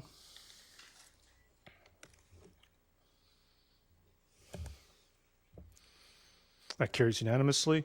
Item E2, Langley Memorial Hospital delegation request to approve payment of $32,000 and amend the permissive tax exemption bylaw. Get a motion, please. Moved by Councillor Ferguson, seconded by Councillor Van Popta. Is there any discussion on E2? Councillor Richter. Yeah, this $32,000, it appears to be going to be used for staff parking. And I'm wondering, I mean, I can understand us giving a grant for public parking, but I don't understand why we would need to give a grant for staff parking, and if this is going to create an issue going forward or a precedent going forward. Mr. Backen. Thank you, Your Worship. The delegation / presentation that came before explained that in days gone by, they were able to actually charge for parking. They are no longer able to do so. So as a consequence, this is an asset that's really non-performing for them, but they do wish to keep it because their objective is to find ways to fund infrastructure at the hospital. So their position was that by having to pay the taxes as outlined, that means it's taking away from other infrastructure items, equipment that they can actually fund for the hospital. So that's why their request is that they be waived from the taxes to the extent they exceed the policy, and that they be exempt in future. Okay, well, just as a question of clarification, so does that mean if we give them this grant, they're going to reduce what they charge for staff parking? They can't charge for staff parking. They can't. There's no paid parking at the hospital any longer. That's been effectively prohibited. Oops, sorry. Okay. We'll have to check in terms of that, but the delegate was indicating that they're no longer getting revenue from the paid parking. Okay, well, are they going to open this parking lot up for public parking then? It's my understanding it's for both. So. It's for both, public and staff. Okay, thank you. Thank you. Seeing no other discussion, call the question on E2. That carries unanimous. Point of privilege, Councillor Ferguson, go ahead. Minute break, please. Yes, I was going to do that around 3:15 or 3:20. I was going to get through maybe more. Fine, I'll wait. You want to wait a few minutes? That's all right. I was going to try to get through reports to council and then Thank call you, that. Mr. Okay, Mayor. thank you. Thank E3, capital request, Salmon River Uplands, authorized use $50,000 from sanitary DCC. Get a motion, please. Moved by Councillor Martins, seconded by Councillor Rint. Councillor Richter, go ahead. Yes, I'd like to know what the intent of this is, as we don't have an updated neighborhood plan in the area, and we haven't had any public input on it. Mr. So Bracken? why would we move forward doing this without having consulted with the community? Mr. Bracken? So, Your Worship, the intent isn't to allow for further development, but to accommodate what's there. What I mean by that is we have a situation where traditionally the regional growth strategy was uncertain as to what was considered urban and what was considered rural. Through recent discussions, they've clarified that they would consider rural in excess of half an acre and urban under half an acre. Therefore, the regional growth strategy would not be in alignment if we were to have denser development in the area than it's presently zoned for, subject to some processes. So as a consequence, what this authorizes us to do is to effectively do a study to determine the degree of infrastructure that would be needed to service the units that are there and any others that might be, created in the rural area that is consistent with the regional growth strategy in the context of trying to make sure that we're not getting urban density in the rural area, and as well to make sure that we're taking whatever steps we can to avoid, infiltration into the aquifer. Okay, well, I still am very concerned that we have not consulted with the public, and if the public actually wants this to be happening there right now. So I would like to move a motion that this be deferred for public input, but I'll hold off on that until other people have. There's no other speakers, Councillor Richter, so go ahead. Okay, so I would like to defer this motion to receive public input. Could I ask you more specific, what form of public input you'd be looking for staff to Well, collect? I'm sure we could figure something out, like maybe at a public hearing, maybe have a public input opportunity. Would you like staff to figure that out, or? I'm just curious what you would like staff Mr. to do. Mayor, I'm saying we need public input on this. What form of public input, Councillor Richter? What form of public input are you looking for? A questionnaire online? or- Answer, are you looking for me to give you? Just seeking clarification. Mr. Bracken, can you maybe help us a little bit? Just, if you were to say a motion, go get public input, how would staff interpret that? I think we would look at it as being primarily written public input, Your Worship, because of some of the changes that we've seen in the legislative structure. So it might be online, it might be written questionnaires or something. I think that's where we would start at least. Okay. Is there a seconder to that? Seconded by Councillor Kunst. Is there any discussion on the referral?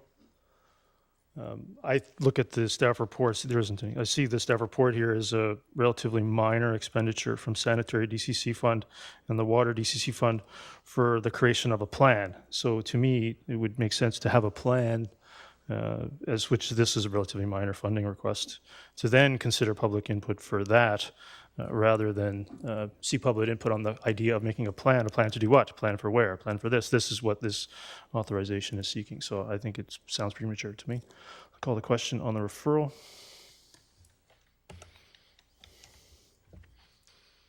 That fails with Councillor Rint, Mayor Woodward, Councillor Van Popte, Councillor Pratt, Councillor Ferguson opposed. So we're back to the main motion. Is there any other discussion on the main motion? Seeing none, I'll call the question on E3.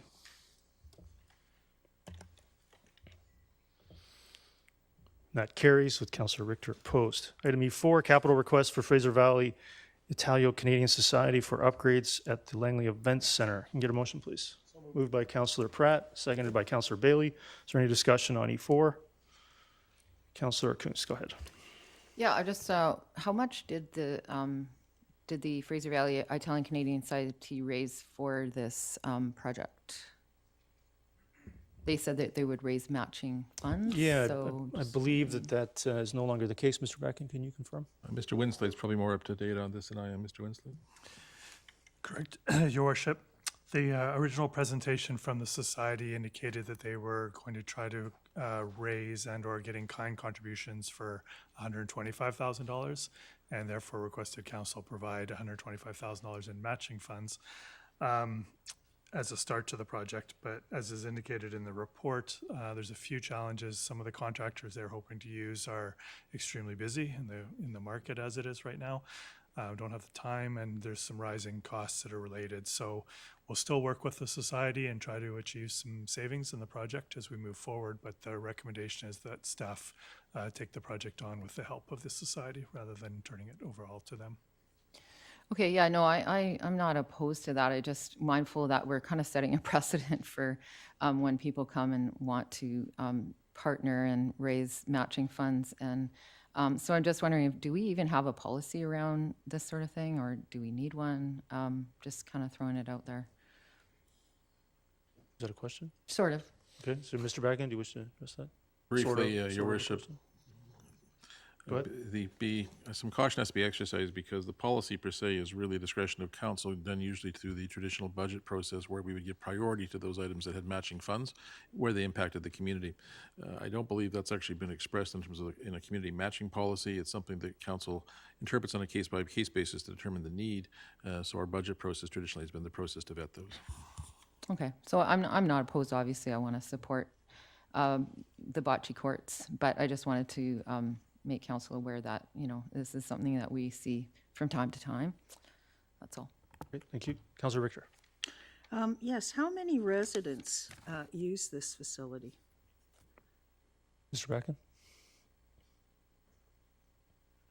Your Worship, due to the nature of the facility, it's almost all drop-in, with the exception of a few tournaments. The provincial senior games are happening there this summer. Those limited events would have numbers associated, but generally it's similar to an outdoor tennis courts or outdoor basketball hoops. It's drop-in, so we don't necessarily have registration stats for it. There is a group that's there 3 times a week, though, during the day. Okay, so we're tripling the amount of money that we're putting into this. When they came to us with a matching offer, I don't understand why we're not funding all of this out of the Growing Communities Fund. Like, didn't we get, what was it, 28 million from the provincial government? Mr. Bracken? I think the funding source we've anticipated is probably the most global given our other capital priorities. So we're attempting to balance them all. And for this particular one, I think it was felt this was probably the most appropriate. Okay, but we're taking $250,000 out of capital projects reserve. Now, that's true, but when we look at our other major priorities, they will be significantly higher in terms of that. So we're trying to, I guess, forecast in terms of what some of those demands might be and looking at the easiest funding source at the moment, which was what's in the report. Okay, well, I would like to amend this motion to read that the, what is it, 375,000 come from the Growing Communities Fund grant. Okay, we'll have some of the speakers. I've made a note of that. Come back to you, Councillor Richard. Councillor Ferguson, go ahead. Oh, mine was going back to the main motion, not this. But I haven't taken the amendment yet for Councillor I haven't Ferguson. done it, Can you go ahead and speak to the main motion? Okay, yeah, basically, mine is, I'm not opposed to the actual report or motion, but I would suggest that I go to a number of functions with the Fraser Valley Italian. I would suggest, if I may through the chair, I was just about call him Councillor Winslade, but Mr. Winslade, just to continue to nudge them and ask them to continue with their fundraising endeavors. The council has asked them politely to do so, but it's not changing the scope of this report, but it would certainly be nice. Rather than, I realize that a lot of their construction companies, folks in the business, are busy, but they can donate other ways. Thank you, Mr. Mayor. Those are my points. Thank you. Councillor Van Popta, go ahead. Through your worship to staff, just to clarify, this is a public amenity that the public can use. It's not dedicated solely to the Italo-Canadian Society, correct? That's correct. Okay, so although that this is labeled, as a capital request from them, it is actually for the greater benefit of all of Langley residents, correct? That's correct. They're just the driving force behind it. Okay, thank you. Thank you. Councillor Bailey? Yeah, one thing I like about this request is the enhanced accessibility pathways. Bocce is a game that can be played by so-called disabled people. My mother's in a home; they even play it in a home. And when I see that they're looking at covering the structure and then enhancing the accessibility of this thing, that's very appealing for my support. I look to see other things that we can do in the community that enable more people to be able to access sports that they can't participate in. Thank you. Councillor Richter, go ahead. Yeah, I'd like to just amend that the $375,000 come from the Growing Communities Fund. Is there a seconder to that? I don't see a seconder for that, Councillor Richter. Okay. Okay. So back to the main motion. Is there any other discussion on E4? Call the question on E4.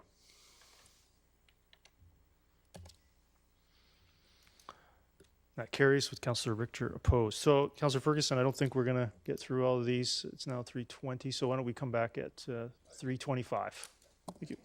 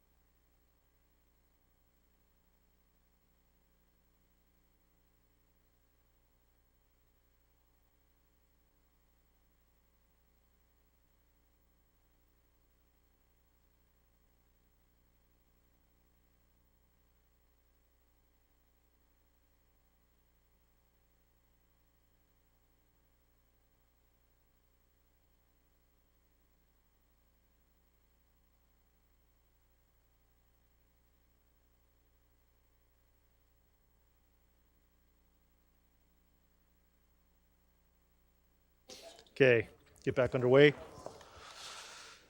Reports to council, item E5, capital request for groundwater wells decommissioning. Get a motion, please. Moved by Councillor Martins, seconded by Councillor Councillor Richter, go ahead. Yeah, I can understand why the Fort Langley well too should maybe be decommissioned, because that water has been problematic for quite a while. I'm not quite sure about the Brookswood, the 3 wells in Brookswood and the 2 wells in Murrayville. Why would we want to decommission them and not keep them in place for possible use in the event of an emergency action, like a seismic event or something? Mr. Bagan? I'll defer to Mr. Zweig. Yeah, thank you, through your worship. Bit of a background information. In late 2019, staff with the direction of council turned off the wells in Brookswood and Murrayville. Council may recall the brown water issue that persisted in the Brookswood and Murrayville areas with respect to the iron and manganese that precipitated out. Subsequently, at around 2020 to 2021, council brought forward a report with respect to designing and constructing treatment plans to address those concerns. That project was suspended recently and has been approximately 4 years now that the wells have been offline. So pursuant to provincial regulations and jurisdiction, there's a recommendation and to basically, if you're not going to use those wells, to decommission them pursuant to provincial legislation. So that's kind of the driving force behind decommissioning these wells at this point. Okay, so let's say there is a seismic event, and let's say the water lines from Metro servicing Brookswood and Murrayville cave in or get cut or broken. How are we going to get water to Brookswood and Murrayville then? Thank you, Your Worship. At this moment, the wells have not been taken offline. We still maintain them. We still test them on a regular basis. So they currently remain active or remain available for use. However, should we be directed to decommission them, they will not be available for those emergency supplies. Okay. And am I correct in assuming that it'd be about $110,000 per well to decommission? The costs aren't equally distributed. The one in Fort Langley is more extensive as far as the work required, so it's proportionally more expensive to decommission that one versus the ones in Brookswood and Murrayville. Okay, I'm opposed to decommissioning all these wells. I don't think that's a smart move, and I think we should be keeping at least a couple of them open in the event that there is some sort of a catastrophic event where we need rapid access to water. Thank you. Thank you, if I may. Councillor Ferguson, go ahead, yeah. Thank you, Mr. Mayor. Through the chair to Mr. Zweig. Mr. Zweig, I had a conversation with you and other staff members over the last many years, but continuing. You indicated a few seconds ago about remaining online, but if you remain them online, there would have to be some sort of a filtration system, if I may, if you can clarify. You just can't run them, if I may, through the chair. Yeah, go ahead. Yeah, thank you. Again, for clarity, the wells are not being used for potable water for our residents. They remain available for use. So as such, we have to test them to make sure they are still meeting all of the requirements in case we ever are directed to turn it back on. Again, based on the history of this water, which is 5 well water with iron and manganese, should council wish to retain some of them for emergency supply, council should consider putting treatment on those wells to ensure that the aesthetic concerns that previously existed are not continued in these areas. And just if I may, my supplemental question, we have decided not to do that at this point in time. There was a report you gave to us, and I'm saddened the fact, because I supported it in last term, but the reality is without those filter system, it'd be very, very difficult for you to turn those pipes on, if I may, through a chair? Yeah, go ahead, of course. Through your worship, I think staff are recommending that should we be directed to turn the wells on, we have the treatment systems in place to prevent the previous occurrences from reoccurring, which is the water aesthetic issues and the public concerns associated with it. And what was the estimated Oh, cost? I still haven't I'm finished. just going to clarify one point, Councillor. I know you're not finished. I just want to clarify the estimated capital cost of those treatment systems, Mr. Zweig.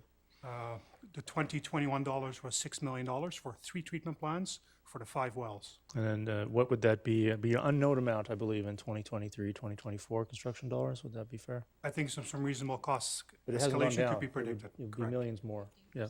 Go ahead, Councillor Ferguson. Okay, and as much as I totally understand Councillor Richter's position as well as my position, you just can't turn those wells on without a filtration system. So we have to make a decision, as much as I reluctantly concerned about this, but we are now turning into a new era of delivery of water, and I think we have to choose the next route, and the next route would be to go with Metro Water, because we do not have a filtration system for our existing wells. So that's just like a pothole. If you don't fill in a pothole, you're gonna have to fix up the whole road. So I reluctantly will support this because there is no other direction to go. Thank you. Thank you. Councillor Van Popta? Yeah, and just for your information, Your Worship, it's an extra $900,000 in today's dollars that it would cost on that $6 million. At a minimum. At a minimum. At a minimum. Yeah. So close to $7 million. Yeah, so I sit on the Greater Vancouver Water District Committee. It's actually great timing that this is on here because I'm actually doing a little presentation further on down the agenda on infrastructure, water infrastructure within the region. I'm very, very confident with the billions of dollars that we're paying into infrastructure upgrades for seismic resiliency that we're going to be okay. Every major water crossing is getting a new 25-foot diameter pipe built underneath it for the sole purpose of seismic resiliency. One of my first tasks sitting at this table was I had a one-on-one meeting and drive-through with our fire chief at the time. And he talked at great lengths about our fire trucks that some of our fire trucks are set up for catastrophic events that cuts us off with water. These trucks have water filtration built into them. So, we're not going to be without water in certain areas in the event that there is a catastrophic event. So I feel fairly confident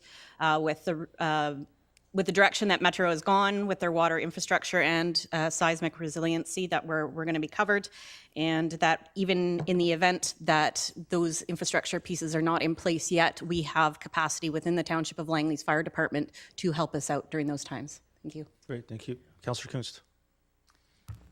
Yeah, I don't support this. I just feel like, we have this amazing resource in the community that just a few months ago, we decided, we weren't going to bother treating it anymore, and we were going to, previous council's decision, just kibosh it. And here we are now, we want to actually just completely eliminate these wells. I feel like this is somewhat political. I don't know that this is the best decision that this council has made to do with water, especially in Brookswood and Murrayville. I totally understand what was going on in Fort Langley, but to now just to completely make it so that we could never possibly use these wells again, I just think it's a mistake. I say we go with the alternative, and it says here that it could be deferred to future years. We've got heat domes, we've got things happening in the climate that we know are coming, and we're going to decommission wells. I just don't agree with it, and it seems to be a financial reason. That's the only reason. Well, this council's been spending tons and tons of money in the last 6 months that I've been on council. Could we just postpone this just to make sure that, there isn't one person on this council that is a water engineer, and we're making decisions for the future about water, and I just don't think it's appropriate. Thank you. Thank you. Councillor Van Popta? Yeah, sorry, 2 things I forgot to add. During the public hearing opportunities that we've had throughout Brookswood, numerous times sitting at this table, I've heard numerous conversations about the aquifer in Brookswood, the delicacy of it, just even in the Brookswood report, talks about how easily contaminated that aquifer is. And if we are really serious about saving our aquifers and leaving it for those who need to draw off of it, this is the way to do it. We should be on Metro Water. And not only are we already on Metro Water in these areas, we're now you're asking us to pay for double infrastructure, which no other municipality, in my recollection, pays for both wells and Metro Water. Thank you. Yeah, I think my position on this is well known. Been trying to see the Township of Langley transition to a regional water supply for a long time. I believe what went down in Fort Langley for many years is Exhibit A of what not to do in regards to the residents proving again and again the damage that water was causing. The Brookswood well, Murrayville wells, numerous complaints last term about coloration, which may not be a drinking quality issue, but it's a quality issue. I can't think of anything more important than the water residents drink and getting the drawing off of the aquifer. The heat dome a few years ago, I believe we came close to not having the availability of the water. So I think there is a lot of these decisions are all political decisions. We're here as politicians making them. I believe this is one of the best decisions I've ever been involved with. Is nothing more important than delivering quality water, some of the best in North America, to our residents. We had a system previously where some were getting 100% of that water from the Coquitlam Reservoir, treated by one of the best utilities in the world, and some were getting 100% water from Fort Langley and Brookswood wells. And we had two classes of citizens in our water utility, and we're putting an end to that, hopefully, today. Thank you. I'm going to call the question on E5. That carries with Councillor Kunst and Councillor Richter opposed. E6, Health Services. Council endorsed the work plan options. Is there a mover, please? So moved. Moved by Councillor Pratt. Is there a second? Seconded by Councillor Van Popta. Councillor Bailey. Yeah, I'm wondering, this is a really complex work plan, and sorry, I'm not very experienced in this field. Could I move an amendment here that council receive rather than endorse? Yeah, you can move that. There's no other speakers who wish to make that amendment. Seconded by Councillor Martins. Is there any discussion? Go ahead, Councillor Bailey. Yeah, it's just, I'm looking at this thing, and sorry, I need more time to be able to absorb this and to be able to talk to people who are a lot more knowledgeable in this field than I am. This is really complex stuff, and I would really appreciate being able to sit down and talk to people and get things fleshed out, because it's a little above my pay grade right now. Well, I appreciate your desire to take the time to do that. So this is a perfectly reasonable way to do it, to receive the report rather than endorse it at this time. Is there any other discussion on that amendment? Councillor Richter, go ahead. Okay, so if we receive it, when's it coming back for discussion? Mr. Backlund, what's a possible process there? If I understand Councillor Bailey, I think it's almost analogous to a deferral, so I think he's suggesting that it would be coming back at a date after there's been some time for any member of council who wish to consult on this further, and that would be dependent, I suppose, on the direction that those council members provided. Great, so I'll call the question on the amendment.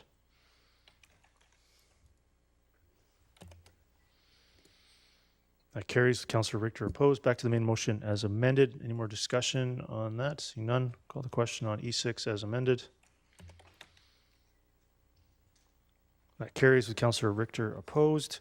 E7, 2023 Nuisance Mosquito Control Program receipt, report to council for receipt. Get a motion to receive that. Moved by Councillor Van Popta, seconded by Councillor Kunst. Call the question on receipt. If there's any questions, so let members of council do that. We're just going to take receipt, Councillor Richter, and then go ahead and discuss it. Moving a little quickly, does anybody object to receipt? Okay, good. So receipt is carried unanimously. Any other questions on the report to council E7? Councillor Kunst, go ahead. I have a notice of motion later on, and I can maybe speak to more of some of the things I wanted to focus on in that. So, but I do want to thank staff for the report. Thank you. Councillor Richter.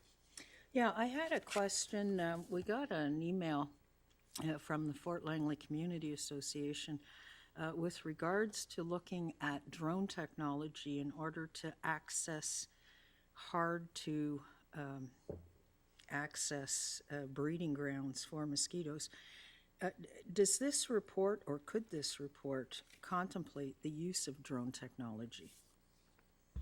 Thank you, through your worship.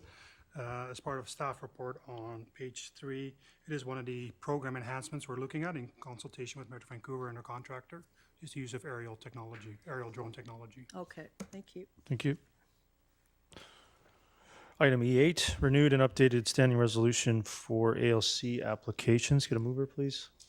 Moved by Councillor Pratt, seconded by Councillor Rint. Councillor Pratt, go ahead. Yeah, thank you, Your Worship. And through yourself to staff, just a question in regards to, I believe on page, excuse me, E8, page 2 of E8 in our packages, it's 162. They refer to constructing an additional residence for family members or farm help as a non-adhering use. A few years ago, when they went through the changes in regards to the size of dwellings on a ALR piece of property, there's the allowance for, depending on how small the primary residence is, that 90 square meters of a secondary residence. Is that considered a non-adhering use per the ALC? Mr. Richardson? Through your worship to Councillor Pratt, those that are in larger than the 5,300 square feet as outlined. Okay, thank you.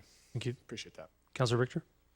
Yeah, I just had a question about non-farm uses of ALR property. So I get that this is about non-adhering residential use, but what about non-adhering use of ALC lands?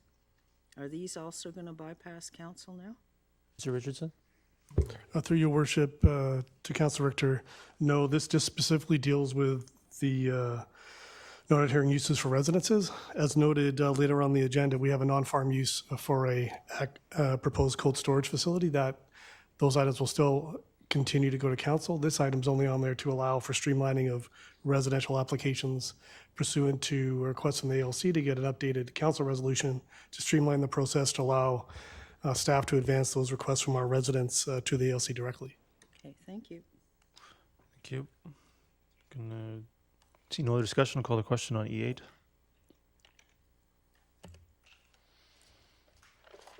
That carries unanimously. E9, Agricultural Land Commission application 100428 for a non-farm use application for a cold storage facility. Gonna get actually, why don't we take speakers and then we'll see whether A or B has got some consensus. Councillor Martins. Yeah, thank you. I just would appreciate some clarification from staff, because I'm looking at this report, and I know we have option A, to refer the application, or B, not to.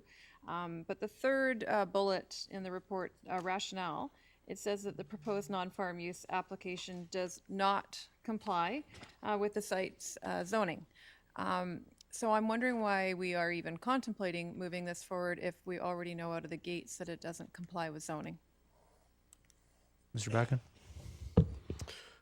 Through your worship to Councillor Martins, the regulations, the ALC regulations allow for a non-farm use application to be made given that the ALC has jurisdiction over those lands. So the process is that that use will be advanced through the ALC portal, through the local government as it is here today, for either advancement to the ALC or not advancement to the ALC. If council does not advance with the ALC, the application is effectively terminated.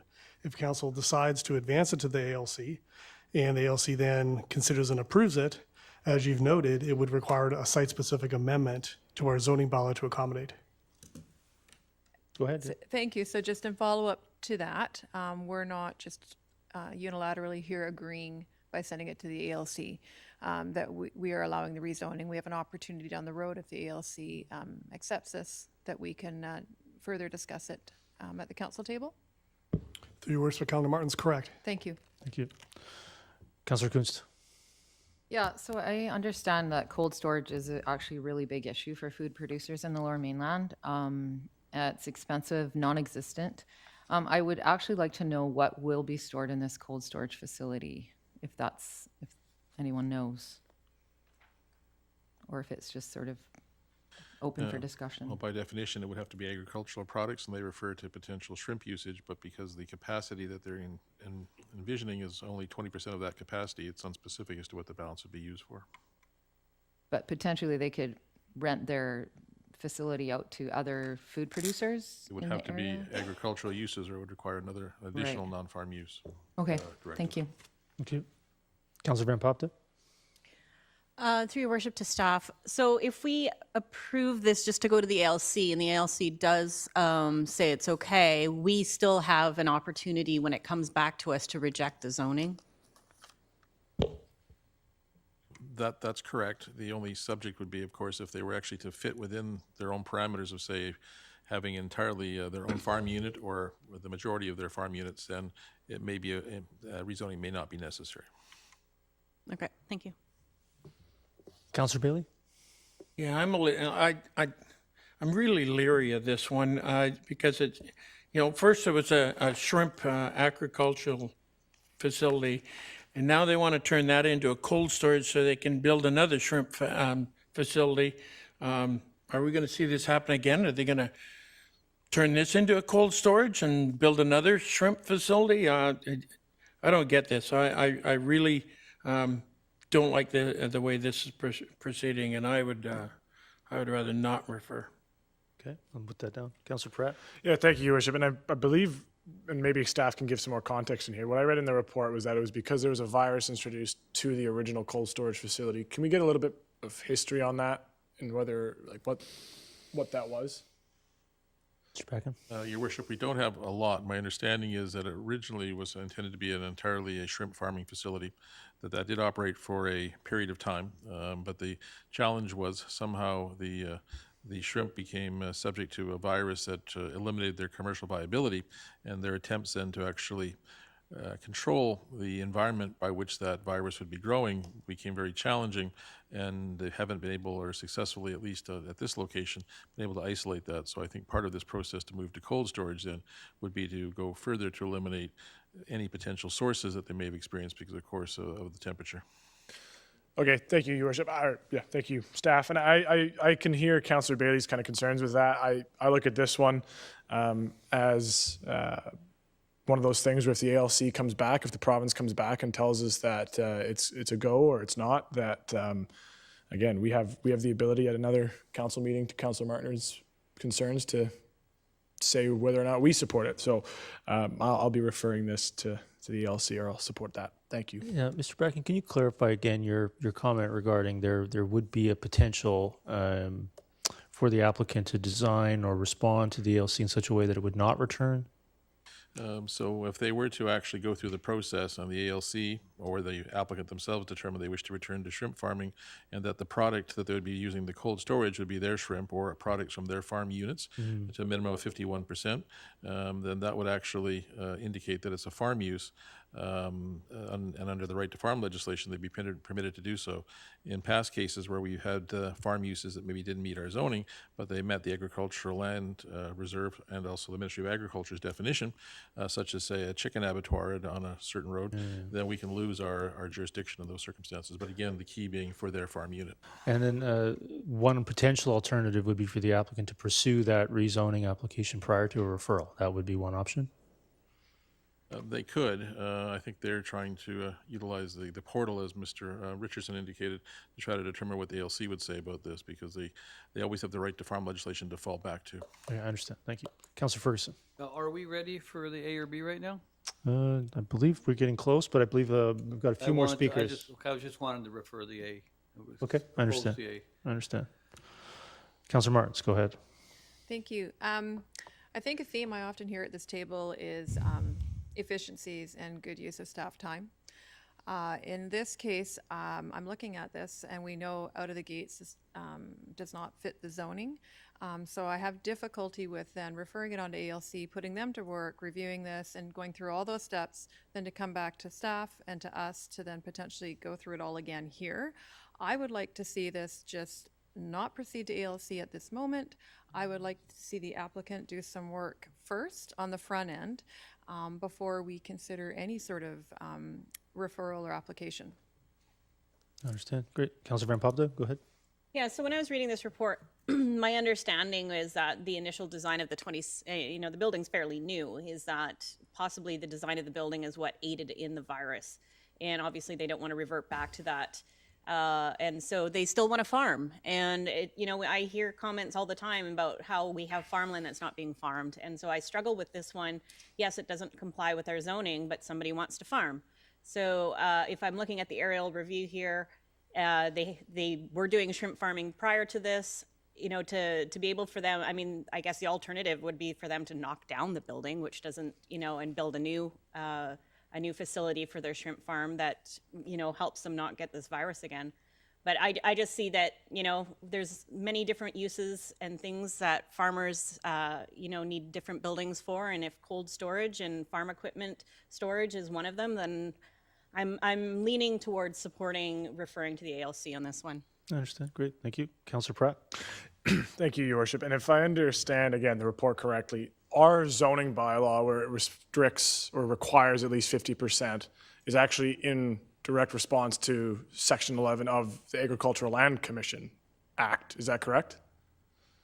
That's correct. That's the farm unit definition. Right. So we designed our rezoning application. And we get rezoning applications all the time for different things. And I think that there would be value to have this proponent come back to us at time in the future, or maybe we refer this back so that they come back and show us, okay, if we're not going to be using all 50% for our own product, this is who exactly in the local community we're going to be going to. I know people like the Auto Co-op, they've been looking for storage space for a long time. So it's not our zoning bylaw specifically that actually puts that 50% in requirement. It's the ALC.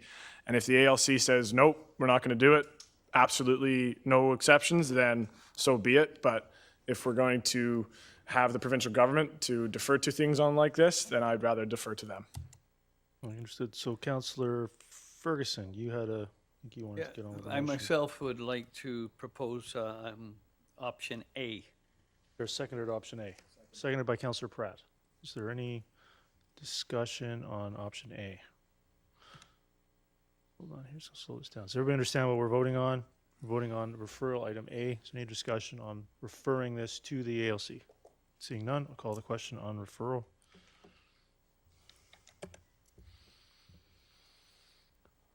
Referral fails with Councillor Richter, Councillor Bailey, Councillor Rent, Mayor Woodward, and Councillor Martins opposed. Bylaws for first and second reading. Item F1, Official Community Plan Amendment, Rezoning Application Number 100224, Bylaw Number 5888, and Bylaw Number 5889 for 805 apartments and 62 townhouses on 12 acres of site on 200 Street. Is there a mover? Moved by Councillor Pratt. Is there a seconder? Seconded by Councillor Rent. Is there any discussion? Sorry, Councillor Richter, push your button again, please. Thank you. Yeah, Councillor Richter. Yes, I had a question. It says here that there are 317 replacement trees provided.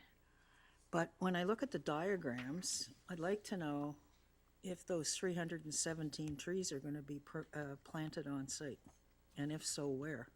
Mr. Richardson? Through your worship to Councillor Richter, the 317 replacement trees are required on site, so they'll be provided throughout the site in general. So there's a townhouse component adjacent to 200 Street and an apartment component adjacent to 200 Street and a townhouse component east on the site, and those replacement trees are required to be provided on the site. Okay. Well, I'll support this through first and second to go to public, but I hope that the proponent will show us a definite plan where these trees are going to go. Okay, thank you. I also noted in the staff report that there are 14 significant trees on the site and that 13 are retained. And I wish we would see more of that from time to time. So call the question on F1.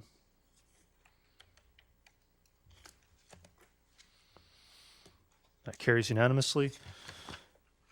G, there's only F. There's the only F, yes. G's bylaw for first, second, and third reading. Development cost charge waiver for nonprofit housing, bylaw number 5901. Now, I just wanted to note for council's attention, the second paragraph that council repeal is not required, so we would only be moving the recommendation without that second part under the first paragraph. Is that clear to everybody? Is there a mover for that?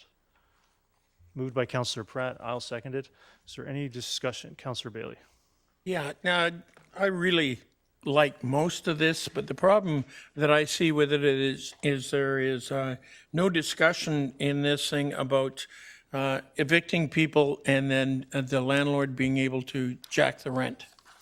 And if you look at what's going on in this environment now, there's an awful lot of this going on where people are hitting unexpected rent increases by moving people on. So I would prefer to have this referred back to staff to have them come up with something that covers off the ability of landlords to evict people and then be able to significantly raise their rent. Just before you do that, Councillor Bailey, I think it'd be good to clarify with staff that this bylaw is specific to only to the construction of new housing. So that would be my understanding. So I just want to clarify that with staff. Yeah. That's a renovation issue for existing housing, right? But it's also an issue with when you have people in there, okay, and they come in and rent, and when they leave, then that's when the landlord can raise the rent. So it's something in this to cover off that possibility of them not being able to conveniently utilize this. I have personal experience with a person that just went through this because they became a long-term tenant. They got moved out. The landlord was able to very significantly raise the rent. I've got other speakers, Councillor Martins.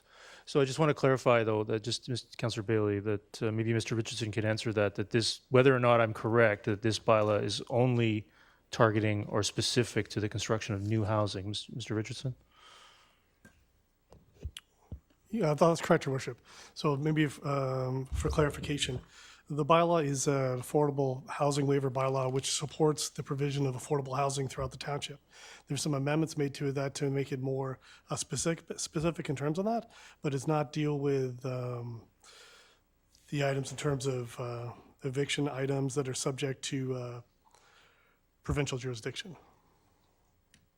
So it's almost like it's not applicable to this specific bylaw. It would be initiating a policy or additional bylaw that would actually potentially reside at the OCP level, not specific to this particular issue, if that makes sense. I see Mr. Richardson nodding over there. Yeah, not really. It's such an issue in the rental market, and especially in this environment, that if we just go back and cover it off for down the road, because new construction also becomes older construction down the road.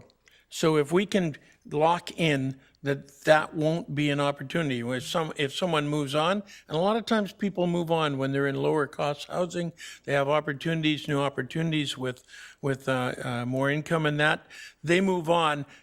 Even if it's new construction, then they can jack the rent up. So it's just a form of ensuring that in longevity of this policy, that's not an opportunity. There's an awful lot of times that sometimes landlords become very creative in ways to increase the rent, and I'm just, like I said, the vast majority of this is really welcome.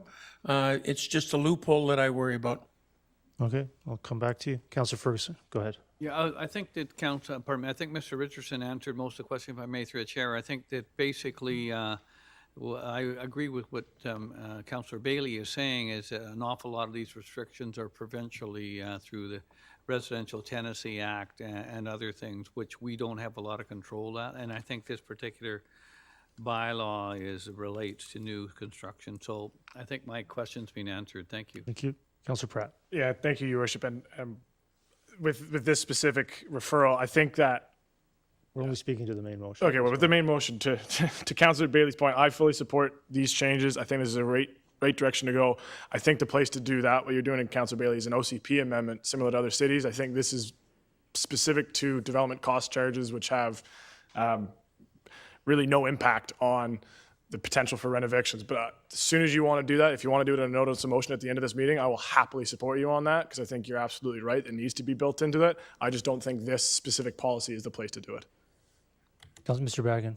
Your worship, it's a bit of a complicated issue because one has to actually go deeply into the bylaw itself to find a couple of clauses that might impact this. And one is in the definition section 2.1 sub 4 that said the rental rate is not to be increased by more than the percentage permitted under the Residential Tenancy Act from year to year for continuous tenancies.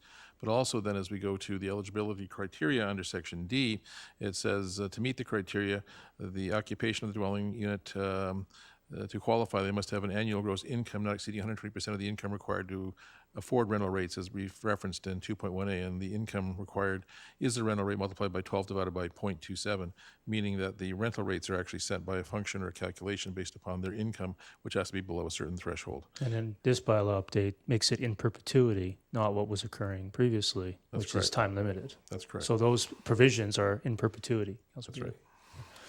So I appreciate that clarification. Councilor Pratt, do you have anything else? Nope.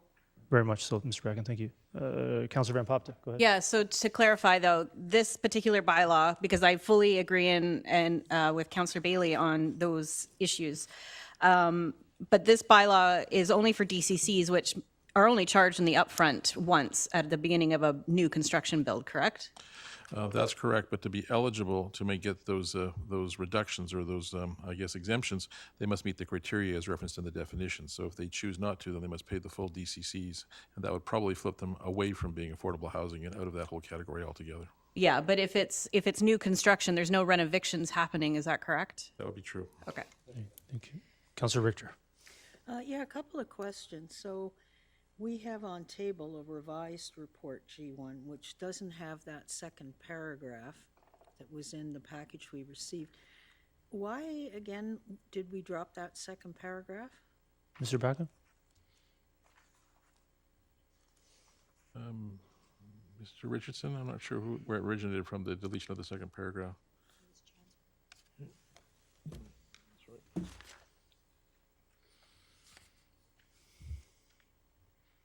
Councilor Richter is referring to the removal of the repeal item, right, Ms. Bauer?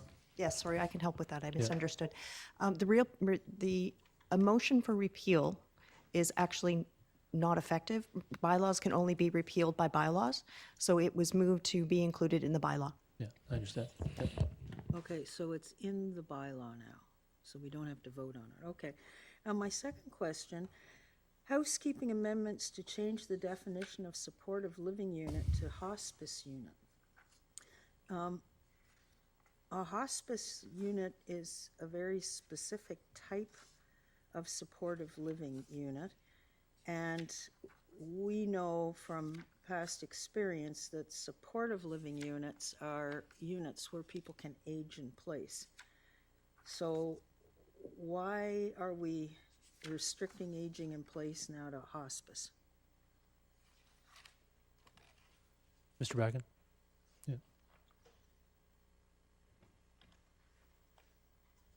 Thank you, Your Worship. It comes out of the Long Range Planning Group, and I believe what their intention was to actually simply change the label or the title, but to have a meaning that is stronger than that, that would be, I guess, would be one's first understanding of what this actually means. So it doesn't preclude other sorts of units, but the majority of the units that this applies to, simply by matter of fact, is the label that they've utilized, which is hospice. Okay, but hospice is end-of-life care. Well, that's correct. It could apply to others, but the predominant units falling in this category are hospice as opposed to supportive living. So that was why the change was actually made, as I understand it, to better reflect what's actually taking place on the ground. Okay, thank you. Thank you. Councilor Bailey. Again, my inexperience is showing here. Is there, in light of what we saw earlier, the presentation we heard, is there anything that details, is there a specified number of these suites that would be accessible, fully accessible? That Mr. Richardson can confirm, but that's embedded in the zoning bylaw. That would apply. Mr. Richardson? That's correct, Your Worship. It may be a supplemental to Mr. Bracken's comments earlier. The hospice use was a specific council directive previously. So the work by staff has really then worked to really define that definition down to hospice use specifically, given the specific council direction to support Langley Hospice, and then allows that definition to be stronger in that effect. I'm not sure that addresses, I'm talking about accessibility. I'm talking about the width of doorways. I'm talking about small things like counters have to be at different heights for people in wheelchairs. These are things that you only find out from experience, and I'm just wondering, is that covered off in this? Excuse my ignorance in this kind of stuff. It's not a field I'm really strong in, but I know that if you're going to be doing this, there are going to be a significant amount of people that are going to need accessible suites. Mr. Richardson? That's correct, Your Worship. As you mentioned earlier, the council has an accessibility policy that applies to all of our dwelling units throughout the township. So you're correct, Councilor Bailey, that would be covered off in terms of the township's holistic review of those units, which would include the ones that are in question.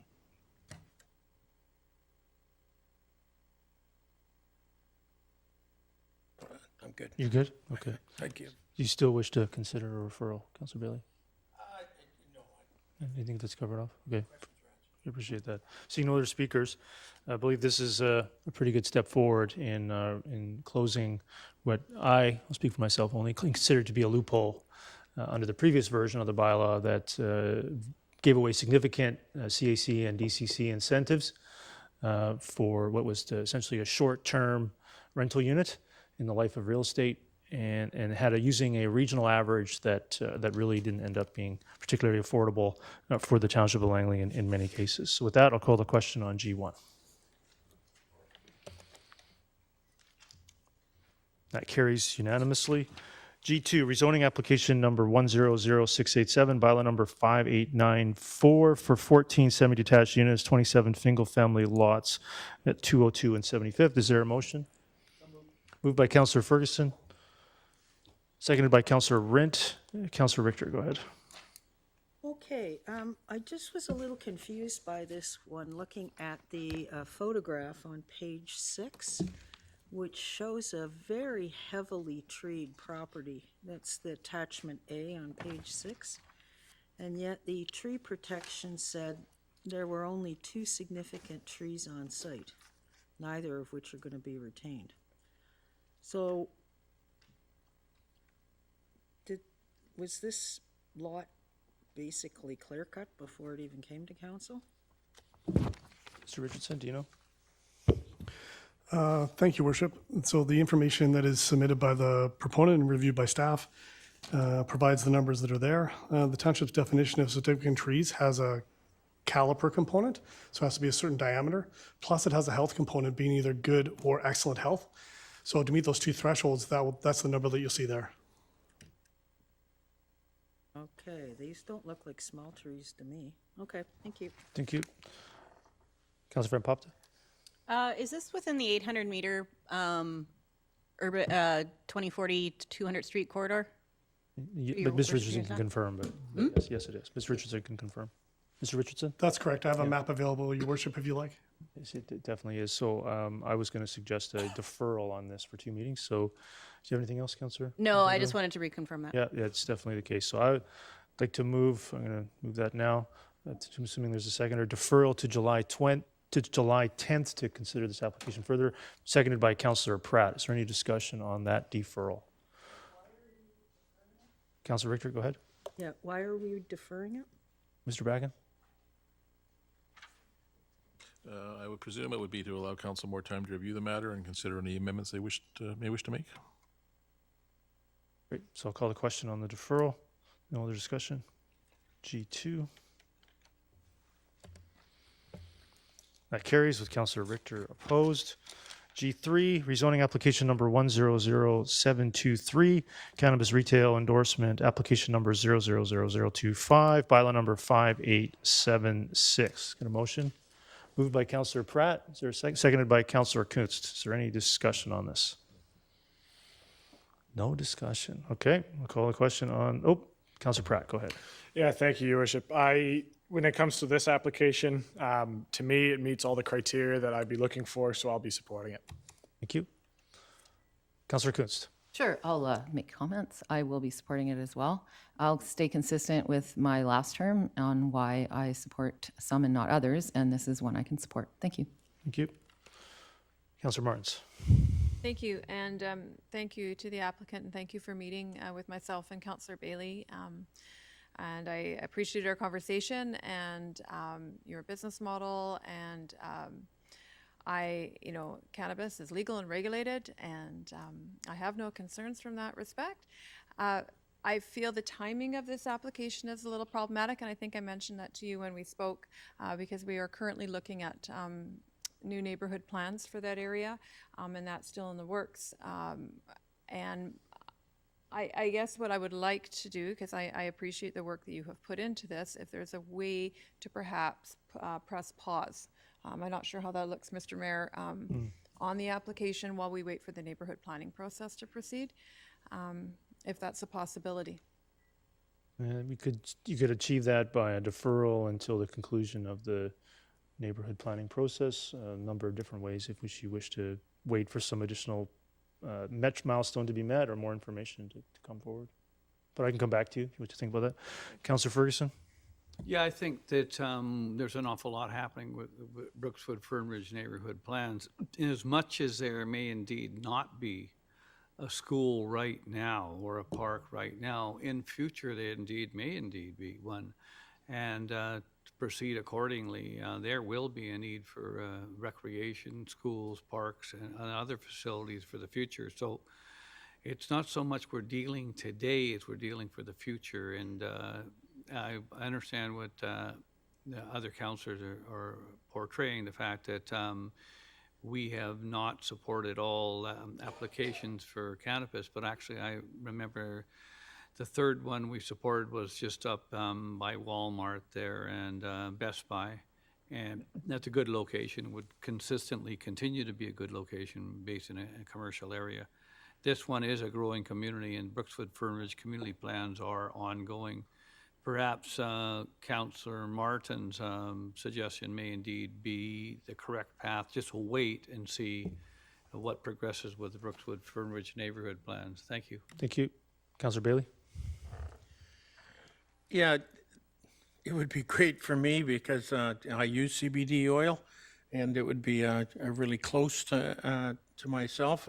But there are plans that are still moving in this neighborhood, and the applicant presented a really sound plan, and that for now, I have to echo the comments from the other councillors in regards to what's going on, and I would rather wait until we firm up the NCPs and find out exactly where things are going to be put, and if we could just hold off for a while until that's done, because the end is hopefully in sight. I would much rather do that. Thank you. Councillor Richter? I have the same concerns. I mean, the proposed neighborhood plans include 13 new schools. Will any of those new schools be located close to this intersection? Also, there's still the whole question of what's going to happen with the Horn Pit. So I'd be in favor of pressing pause as well. Thank you. Councillor Van Popta? Yeah, just for us to be mindful that the applicant, while they're doing the process of getting approval from the different levels of government, has to pay for a lease. And this applicant's already been paying for a lease since September. And like my comments on the Murrayville application, they check all the boxes. We've asked, this is nowhere near a school. The comment that we don't know what's going to happen with Brookswood plans, I haven't seen any comments or anything that we're not going to do commercial at 24th and 200th. It's at a gas station that was just brand new, renovated, and it's just opened. I don't think that's going anywhere anytime soon. To me, it just makes sense. If we're not gonna approve any more cannabis locations that are actually compliant, then I would rather just maybe come up with a new policy that just says no more applications, so that we're not chronically turning down applicants that are compliant. And I would just rather do that than creating financial issues for people who are holding leases and not able to get their stores that are compliant. And again, this couldn't be a better location in my eyes. There's literally nothing else around it. So I'll be supporting it. Thank you. Councillor Kunst? Yeah, I don't want to see a referral because we either vote on this and we either support it or we don't, so that the applicant can know what, what he's going to do. Because if we just dangle it, oh, well, maybe the neighborhood plans will come on, oh, but maybe, and then we still say no. I mean, I kind of feel like we're either in favor of cannabis retail or we're not. And I kind of appreciate Councillor Van Popta's comments. This is not going away, and we're providing an opportunity to do cannabis retail, but we're not actually allowing it to happen. I mean, I'm guilty of the last one. I said no, it's way too close to a school. This one's not. Brookswood neighborhood plans are, any development is years away. We know that. So this proposal this applicant has followed all the guidelines. I mean, I'm supporting it, but I don't want to say a referral because we either say yes or we say no, so that he can carry on and do business somewhere else if he needs to. Thanks. Thank you. Councillor Pratt? Yeah, I would echo some of those concerns as well. I think we either give them the knowledge that they're proceeding or that they're not. I think the reality with neighborhood plans is, especially in Willoughby, we've seen the example of we put a floating star or we put a elementary school site in an area of a neighborhood plan, and it takes years, if not decades, for those schools to come to fruition. We're still waiting on a new high school in Willoughby, so we really do not know where schools are going to end up in Brookswood. And I think if there's a philosophical debate to be had about whether we want a cannabis location here or not, let's have that. Let's vote on it today. Let's get it done so that they have the ability to either move forward or cancel their lease, because at the end of the day, I think it'd be unfair to say we're going to wait for the schools to be determined, because at the rate of Willoughby, that's going to be at least 2 decades. And furthermore, I think there's uses already on that corner that, if you want to talk about high traffic, if you want to talk about uses that might not be compatible with schools, they're already there, which I love them, quite personally. I think they're great for Brookswood. But I think let's just either vote on it today. Well, let's just vote on it today. No, we're kind of speaking to a referral that hasn't happened. Mr. Councillor Martins, do you wish to make that referral or deferral? I did want to speak as well. You want to go back and speak? Okay. The challenge there is just, do you want to speak to the main motion a second time, or do you wish to make a referral? I'd like to speak to the main motion a second time. Okay, there's others, unfortunately, the way the software works. Councillor Ferguson, go ahead. Well, it's funny, the perception is sometimes reality, and I always hate to spoil a good story with something I saw. That building by Sunny, the new building at 24th and 200th, very new. I drove by, and etched in the window that my neighbors can see, the neighbors from all the 4 parks, it's coffee mug. It's etched in the window. As of today, if you drove right by, it's etched in the window.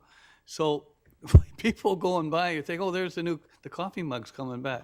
And that's not the case. So that's not the reason why I would be either supporting a deferral, but I mean, that is something that the residents are aware of as of today. So anyway, that's just a point I wanted to make. Councillor Martins. Thank you. I would like some clarification from staff, because I feel that there's some rather extreme points of view. It's an all or nothing. It's going to be forever if we don't do it today. My only comment on this was waiting till the neighborhood plans have been approved. Not till the neighborhood is built up, not till we know where everything is going. Just the approval of the plans. So could staff please clarify for me the way things are looking at this point? Do we have like an end date, and what does that look like? Because I think it would be fair to the applicant to understand the time frame that I'm referring to. Please. Your Worship, I suppose technically the neighborhood plans could be adopted as early as today. We are aware, though, there's some work to do, I suppose, is one way of putting it, with possible amendments and whatnot. If we were able to accelerate processing those amendments, it would be possible, depending on the nature of the amendments, to have that process concluded before the summer break and have the plans adopted. If there is some sophistication to the amendments that are needed, that may push us to after that. That would be our projected timeline before this application was, known to the neighborhood planning process. Thank you. So what I'm hearing is we're not looking at a super lengthy delay.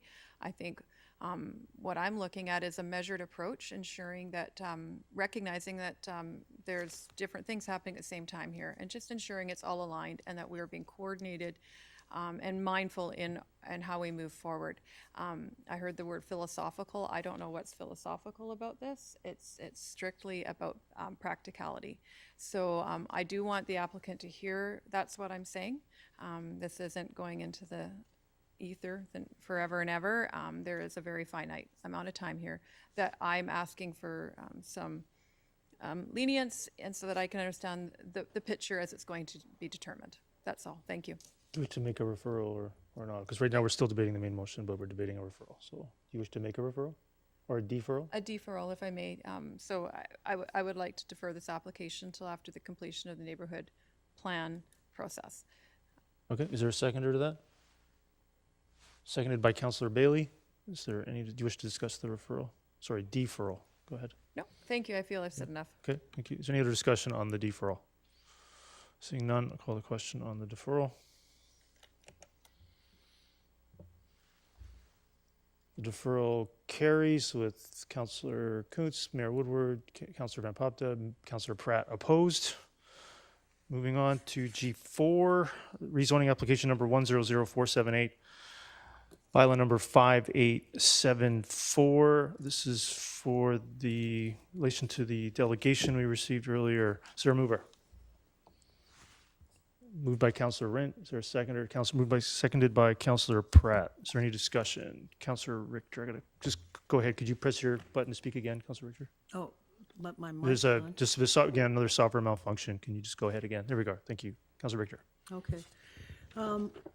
I really, in all the years I've sat on council, I've never seen an applicant come before council wanting to provide a community service of an integrated, holistic healthcare facility in the middle of a new development area. And I think it's a tremendous, I think I said that when the delegation was speaking, it's a tremendous advantage going forward for the redevelopment of Brookswood.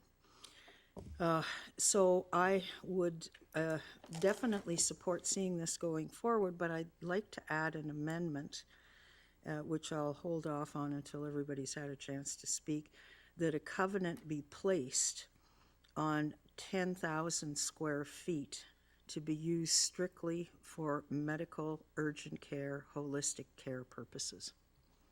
Okay, I'll come back to you, Councillor Richter. Councillor Mayor Woodward. Councillor Kuntz. Yeah, I need to declare conflict. Oh, I should have forgot. done Sorry very about deep. that. Yeah, so sorry about that. This happened Yep. really quickly, so I'll just. Ms. Bauer, you'll make a note of that. Okay, great, thank you.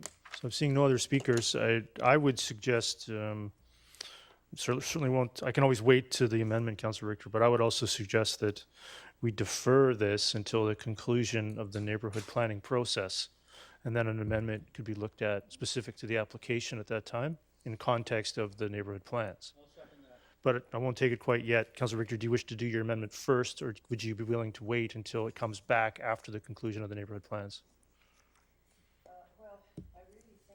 Want to protect that, a portion of that commercial space for healthcare purposes. I really strongly believe in that. I'm not so sure that that would happen now. So maybe I can wait for the covenant to the conclusion of the neighborhood planning process. I think I'm going to support, I agree that if there's going to be consideration of an OCP amendment as the first application in Brookswood, it would have to be for pretty strong rationale, including medical use. And I believe that it would be appropriate to have staff consider and work with the proponent to secure that as a medical use. Oh, yeah. I mean, So- absolutely. But For them to be able to provide care for 40,000 people, that's amazing. But we could manage that when it comes back, and I think the proponents here, they've heard that, staff have heard that. We could manage that and require that if the proponent doesn't volunteer it with staff, we could require that at its consideration when it returns if the deferral is successful. Okay. Okay, thank you. So I'm going to make a deferral to defer this application until the conclusion of the Brookswood Fern Ridge Neighborhood Plan process. seconded by Councillor Ferguson. Is there any discussion on the deferral? Seeing none, I'll call the question on the deferral of G4.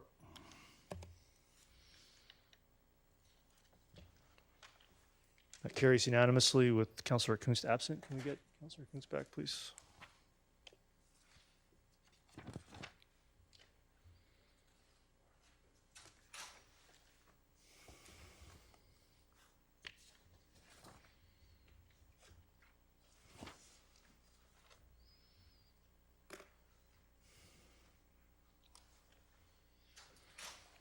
And Councillor Kuntz, that was the item was deferred until the conclusion of the neighborhood planning process. We're going to move on. G5, strategic loan authorization bylaw, an alternate approval process, bylaw number 5893 to fund land purchases with long-term debt. Is there a mover? I'll move it. Is there a seconder? Seconded by Councillor Rint. Is there any discussion on G5? Councillor Richter. Yeah, I have a lot of discussion about this one because it's not clear in this motion exactly what land purchases are being made. And I don't think it's fair to go to the public asking for 38 million of new borrowing when we're not telling them exactly what the new borrowing is for. Mr. Backen? Thank you, Your Worship. It would likely be appropriate when it goes to the public to have additional information, but as some of these properties are still in negotiation, and this is one of the conditions, I think, into advancing them, to have a funding source, that may be simply a condition that the council wishes to add to this, that are going to the public, that the properties that are subject or affected by this should be included. Is there some way to make it that when, because some of them are still, I think almost all of them are special closed items. So how does council discuss this? I mean, Councilor Richter has a point. How do we discuss this if we're not able to? Well, at this time, some of those matters are still, I guess, in process. So they have to be not only completed with the other property owner, but also complete the process for council to endorse or approve them. So again, I think the process would be for the strategic borrowing is to allow it to proceed with the condition that prior to actually going to the advertising or the counter petition process, that there be a holistic list of the properties that are going to be funded from the borrowing. As much as council is able. I mean, there's some of them may remain in special close for some time yet, knowing that this funding is not available until next year, I believe, right? That's fair, yes. So, I mean, it is a challenging point. How does council manage that? Perhaps that could be discussed this afternoon in special closed on releasing some of the land purchases that can be released. I think the amendment could contemplate actually releasing those. The council would release those as appropriate, meaning, of course, that we have contracts and a valid interest in the lands themselves. Yeah. Councilor Richter, go ahead. I still think we're putting the cart before the horse here. When you're telling the taxpayers they're going to take on $38 million of debt hard on the heels of $25 million of new debt, and we're not telling them what the new debt is for, because it's like, why are we even pushing this borrowing bylaw right now? Why aren't we holding back on it until such time as the land purchases are completed or in a position where they can be released? Mr. Bracken, I believe many are on the verge of being completed. Is that correct? No, that's correct. And the other challenge is, of course, the approval for borrowing has to go through several other entities, including Metro Vancouver and as well the province. And the MFA actually doesn't finance specific properties. They effectively fund bonds or debentures that are put into place that are not secured against the properties themselves. So what this borrowing envelope allows us to do then is to complete and proceed with the ones that have been identified for some of the priority projects or for the land that's required for some of the priority projects that have been identified. And in that way, the timing would be such that we would hopefully be in funds by the end of the year, but quite likely it would be the new year, I think, before we'd actually be eligible for funding. So some of the parties that we're dealing with then, if they're going to be funded from borrowing, would have a longer wait unless we can utilize internal reserves to do so, which means we, again, I use that as the example because then we'd have to refund those internal reserves because of the complications created by having to go through such a lengthy process to borrow. Okay, well, when we were doing the budget process, Councillor Kuntz raised it, I know I raised it too, with regards to talking about additional new debt that this council was prepared to take on. This piecemeal approach. So in the last 2 months, we've we've just added, or if this thing goes through, we will have added $63 million in new debt. And the public knows part of that new debt is for a fire hall, but they don't really know what this new debt is for. And is this the last of the the borrowing bylaws that are going to come forward to this council? No. Correct. There's going to be more that'll be necessary if we're going to meet the priorities as set by council. The general topic of land acquisition, I think, presumes that there's going to be land acquisition in alignment with some of the previous priorities that were provided. We can't be specific as to the lands unless they're under contract, some of which are, some of which may need to utilize other processes, and some of those complications have to be addressed because of the timing that we're seeing with the funds becoming available. We anticipate further borrowing bylaws, I guess, well, potentially, but not necessarily, for grouped into a single project or several projects in terms of what's coming forth that can be more descriptive, because they could be for infrastructure more clearly defined, and I think the priorities are well known, so it could be for a specific priority that's out there. The challenge we're facing is the one of timing, and I guess the other question is, and it's a fair question in terms of, do we try to identify the debt in the category for which it would be levied, such as infrastructure A, B, and C, and land, or do we do an omnibus borrowing that would then encompass all of that and then try to have to allocate it internally? It's 6 of one, half dozen of the other. So yes, this is doing it incrementally, attempting to relate it to the specific target, whereas the other option would be to do a omnibus, sorry to use the word, but a much larger bylaw that would then be have several parts to it that may be equally of concern. Okay, well, in the budget process, and I know that's over and done with now because the budget's been approved, but we should have discussed what the cap is going to be on borrowing, and we did not. We did not discuss it. It was in some of the documents we received, but we never had a discussion about it. And now this piecemeal approach to adding new debt, which is basically hanging around the necks of future generations because they're the ones that have to pay this. I think it's a good point, Your Worship, that the township has no current debt policies. There's been some historical ones that really don't apply anymore in the current context of what we're seeing, but the ministry does provide some, I think, upper limits for debt that can be discussed, and I think those were discussed peripherally during the budget process.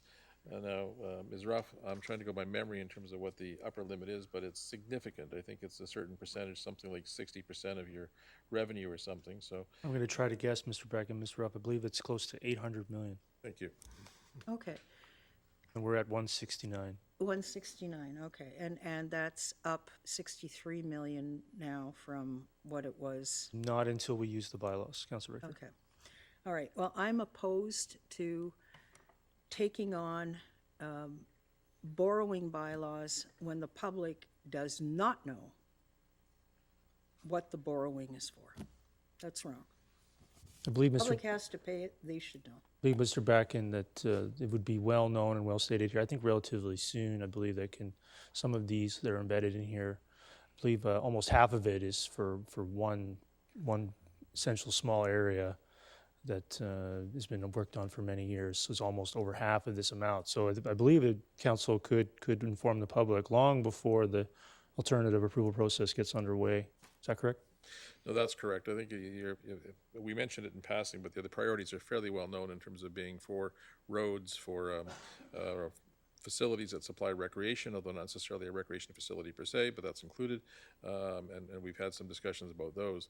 I think one can infer from that then that the primary objective is to procure the land that's necessary to go underneath those sorts of projects. Yeah, or to put them on the shelf for future generations to use, I believe. Councilor, No, it's a matter of transparency. This is not transparent. I believe I've addressed that. Councilor Van Popte, go ahead. Yeah, so again, this comes down to a timing issue. It's not like the public will not be made aware of what these funds are for. You can even look in today's package, item P1 talks about acquisition of property at 24th and 197th. And if you look at the map, what that's doing is it's attached to Horn Pit. So, I'm not concerned about the optics of this because we have been very vocal about what our priorities are. you know, and again, if we wait for funding, if we wait for savings, if we do all of these things, you know, the costs on these items are just going to get more and more expensive. So it's just time to move ahead and to, you know, if you know, it's not the cart before the horse. This is just a financing, you know, thing that we have to do it this way, and the public will be made aware. So I'm not concerned about it. Thank you. You know, I, for one, can't wait for the land list and try to figure out a way to get that done relatively soon. I can't wait for the public to know which items of land are in this bylaw, some of which are a carryover from even the previous council. I'm going to reiterate that the list, when it's revealed, will show very clearly that the resistance and pressure to not borrow from previous councils and levied upon previous councils has cost taxpayers tens of millions of dollars just in land purchases. One example I've used repeatedly is we could have acquired land at the Langley Event Center years ago for a fraction of what we're now paying for it. And the amount that had been pushed on to future generations because of previous councils' unwillingness to borrow a bit of money to buy land has cost taxpayers of the Township of Langley tens of millions of dollars. Councillor Richter. Well, I have a counter comment on that. Last council, we borrowed $68 billion to buy a school site. Now, we did sell that school site to the school board and got some money back for it, but we're still carrying the debt for that. You know, I'm sorry, Mr. Mayor. I recall election promises made very, very clearly and very, very often that new growth should pay for itself. And saddling existing taxpayers and future taxpayers with debt is not new growth paying for itself. It's taxes and debt paying for what's happening. So you can't have it both ways. Either it's one or it's the other. And I don't like how this process is playing out. It's not transparent. I understand. Councillor Kunst. Yeah, I feel like I need to weigh in. Obviously, we know that land costs a lot of money, and I keep hearing, oh, we should have done this back in the day. And, you know, back in the day, there were other challenges that we know councils had to you know, make big decisions on. And, you know, 25, 30 years ago when I had my first kid, I should have bought them a house at that time because it would have been way cheaper. I got 4 kids now, and I should have probably bought a house for each of them. But at the time, you know, like we couldn't afford it. That was just the way it was. So when we keep going back in time about what we should have done, I get that, you know, it makes a lot of sense. But now we're like basically going to borrow money to the tune of who knows what in the future. I think we still want to live within our means. We still have to be reasonable in, you know, what it is that we can afford right now and take a measured approach. So I'm not opposed to borrowing money. I'm not opposed to, you know, building community centers and everything else. It's the pace at what we're doing this in that I'm uncomfortable with. So I support a lot of, you know, what this council wants to do, but not the pace at which we're doing it. So that's why I'm sorry, I'm not going to be supporting this. Yeah, so it would be, again, it would be interesting, I think, to look at the voting records of the land purchases and then not being willing to pay for them. Councillor Ferguson, go ahead. I think, yeah, we're having a good debate, I think, here. It's that if you talk to anybody that, you know, it's schools, hospitals, or, you know, they're not making any more land to build stuff on. And no one's going into the ALR to build land. I mean, that's something that's part of the provincial restriction. And the interesting thing, this building we're in right now, unless somebody made a decision years ago, we wouldn't be here. And it was a prudent decision to borrow money and spend money to build this building. And now to even think about building it today, it would be horrendous in the way of money. Other things, as Mr. Mayor, you and I agreed that we should have moved on some more land, the event center. That it just goes without saying. Also, securing more lands for schools, for parks, for recreation. We have to do that in a growing community, because if we don't do that, we'll be faced with the fact that what did we do for the future? So I'll go back to a decision. It was a split council a number of years ago. No one on this council was there. And it involves the operations center, which is up, I guess, in the Murrayville area, where I guess they do an awful lot of things with operations. And that was a combination between land within and land without the Agricultural Land Commission. And we were able to convince the Land Commission that we couldn't do it today, that we needed that site. And that was foresight in those days. And we need foresight for the future, because that operations center wouldn't exist today without some folks, a split council in those days, to make that decision. And I think we're moving ahead. I think it's prudent. It costs money. Everything costs money, but without moving it, it would be horrendous in the future. Thank you. Thank you. Councillor Bailey. Yeah, while I'm unfamiliar with the civic structure of borrowing and that, I am familiar with things like business. And you do have to borrow money to make money. And if you're not going to build for the future, then you're not going to, try saving up for a house right now and see how well that's going to work for you. And I'll pull it into an aspect that I do understand. We're looking at building a fire hall without land costs at $25 million.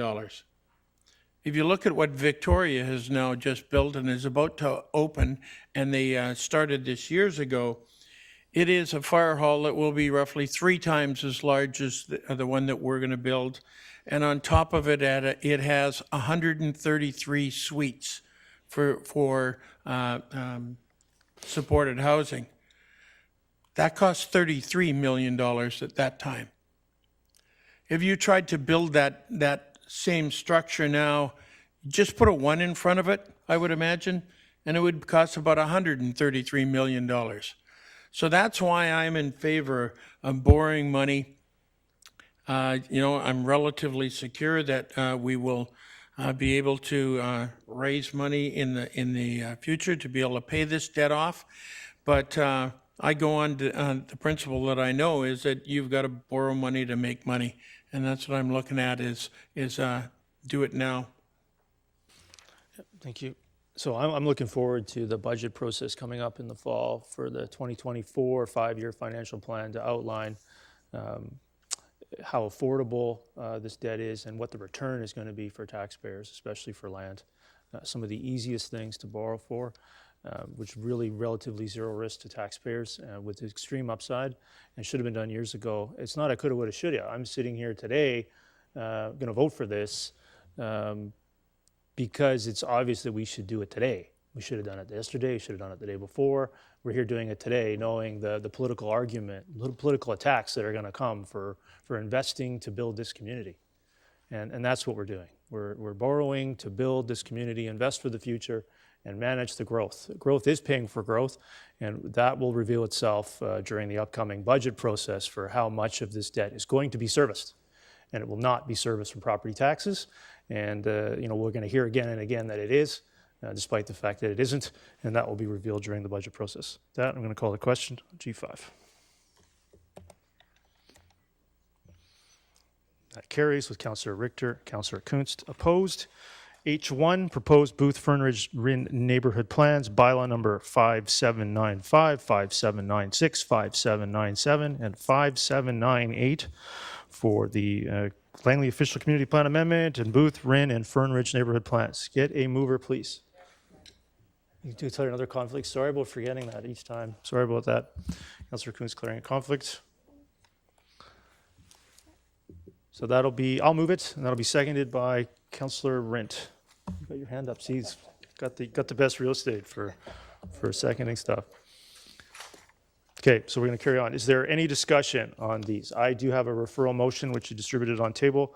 I would like to have that considered by council, but we can certainly hear from speakers first. Councillor Richter. Yeah, well, we got this referral motion, I don't know, after lunch today, and it's a very lengthy referral motion. At minimum, this should be deferred so that we can ensure that all the issues that came up from the public hearing have been taken into consideration. So I don't think we should be giving this third reading right now, and I'm going to put a deferral motion on for at least the next meeting so that we have time to go through. I mean, the pages of input that we got from the public, and the public was so well-spoken and well-written in what they said, and a lot of what I'm sensing that we got back from the public, it was really summed up in this one letter that said, we thought this OCP a reasonable compromise. A 60% increase in density called for in the proposed neighborhood plans is not even close to compromise. It is a betrayal. And residents of this community worked hard for many years, starting in 2014 and all the way up to last year, to come with a plan that they thought was a fair compromise. And this council just arbitrarily sent it back for, what was it called? Economic reconsideration, where 10,000 square foot lots were reduced to 4,000 feet. A person that's been very much involved in this process wrote us and said, after several years of hard work by many in developing neighborhood plans, no review of or consultation with the community, the new plans almost completely change the content and principles of the draft plans, including reducing lot sizes and eliminating cluster housing, as well as expanding commercial. Anyone who attended the planning sessions for the community plan and the neighborhood plans would clearly appreciate that many of the compromises were made in the hopes of retaining mature tree canopy throughout the development, protecting the aquifer, protecting wildlife habitat, preserving green space and parks for future residents. Adding significant density to the area contributes little to these goals. Economic considerations should not override environmental needs. And I'm going to say that again. Economic considerations should not override environmental needs. And that's exactly what's happening in these three plans that came back to council and went out to the public, and the public who invested time. This is not about solving the province's problem of affordable housing. This is about the residents who live here now and who want to continue living here. They don't have a profit motive in mind. They have a livability motive in mind. And they have a right to a community that they want to live in going forward. And I don't feel that these are giving the right livability that the residents in this community worked so hard to achieve in their compromise on the neighborhood plans. And the last point that I think is sadly missing is the whole issue of Horn Pit. Horn Pit should be a park, no question about it. We need that park in order for protection of the Campbell River, the Little Campbell River, and this conceptual plan that's come to council, like, it's housing, and we're going to kill the river. How does that benefit anybody other than the profit motive? Seriously, it doesn't. It doesn't benefit future generations. It doesn't benefit livability. So, Mr. Mayor, I am not voting for these proposed plans. I am going to, as I said, when you put forward your motion to refer consideration of third reading back to staff, I think that should be deferred to allow council to go through and make sure that the issues that were brought out in the public hearing have been adequately captured in this notice of motion that landed on our table after 1 o'clock this afternoon. You wish to make that motion? Well, you haven't even moved this yet. No, do you wish to make your deferral motion? Well, why would I defer something This if it's would- not on the table? This be your only, well, it is on the table. We have it, the recommendation has been moved and seconded. Okay, If the referral is made, your deferral, it's gone. You can't make a deferral when it's been referred, right? Yeah. Okay, so I will Happy to hear the move deferral. deferral for at least one more meeting so that council can do proper due diligence in ensuring that this this motion captures all the concerns. Is there a seconder to that?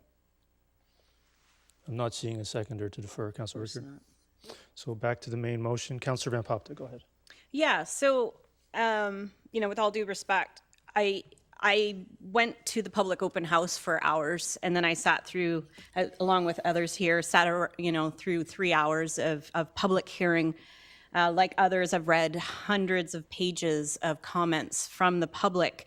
I've listened, and I've also talked with the mayor with my concerns, and I believe that it's adequately caught. What the resident said when I was listening is covered off in here. I actually do have one more amendment that I'll be making a little bit later. That is something else. But, I think that it's unfair to say that council hasn't had an opportunity to go through that information. We've had many, many weeks to go through it all. And I feel adequately prepared that these amendments or this referral back to staff with these items is covering off exactly what the public was saying. I grew up in Brookswood, and I saw many faces in this audience that I recognized from my childhood, and they sat here. And some of them spoke, some of them didn't. And, we had two different kind of thought patterns here. Some wanted it to stay the same.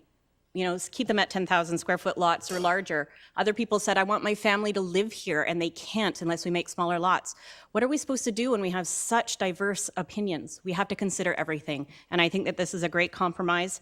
When we talk about not approving or, wanting to keep wells that draw for aquifers and then talk about the environmental impacts of something like this, we're bringing Metro Water. How else are we going to protect our infrastructure and our aquifer other than doing that? And so we are addressing these matters that the public has talked about, and I feel very confident in this referral.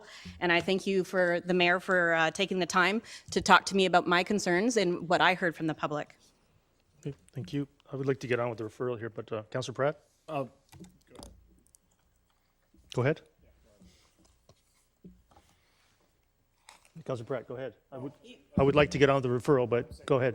Go ahead? Okay, all right. Sorry, I spilled water everywhere. Yes. So I'd like to move the referral. Is there a seconder to the referral? Seconded by Councillor Martins. Ms. Bauer, can you maybe bring it up on the screen? I think I'd like to give rationale for each paragraph.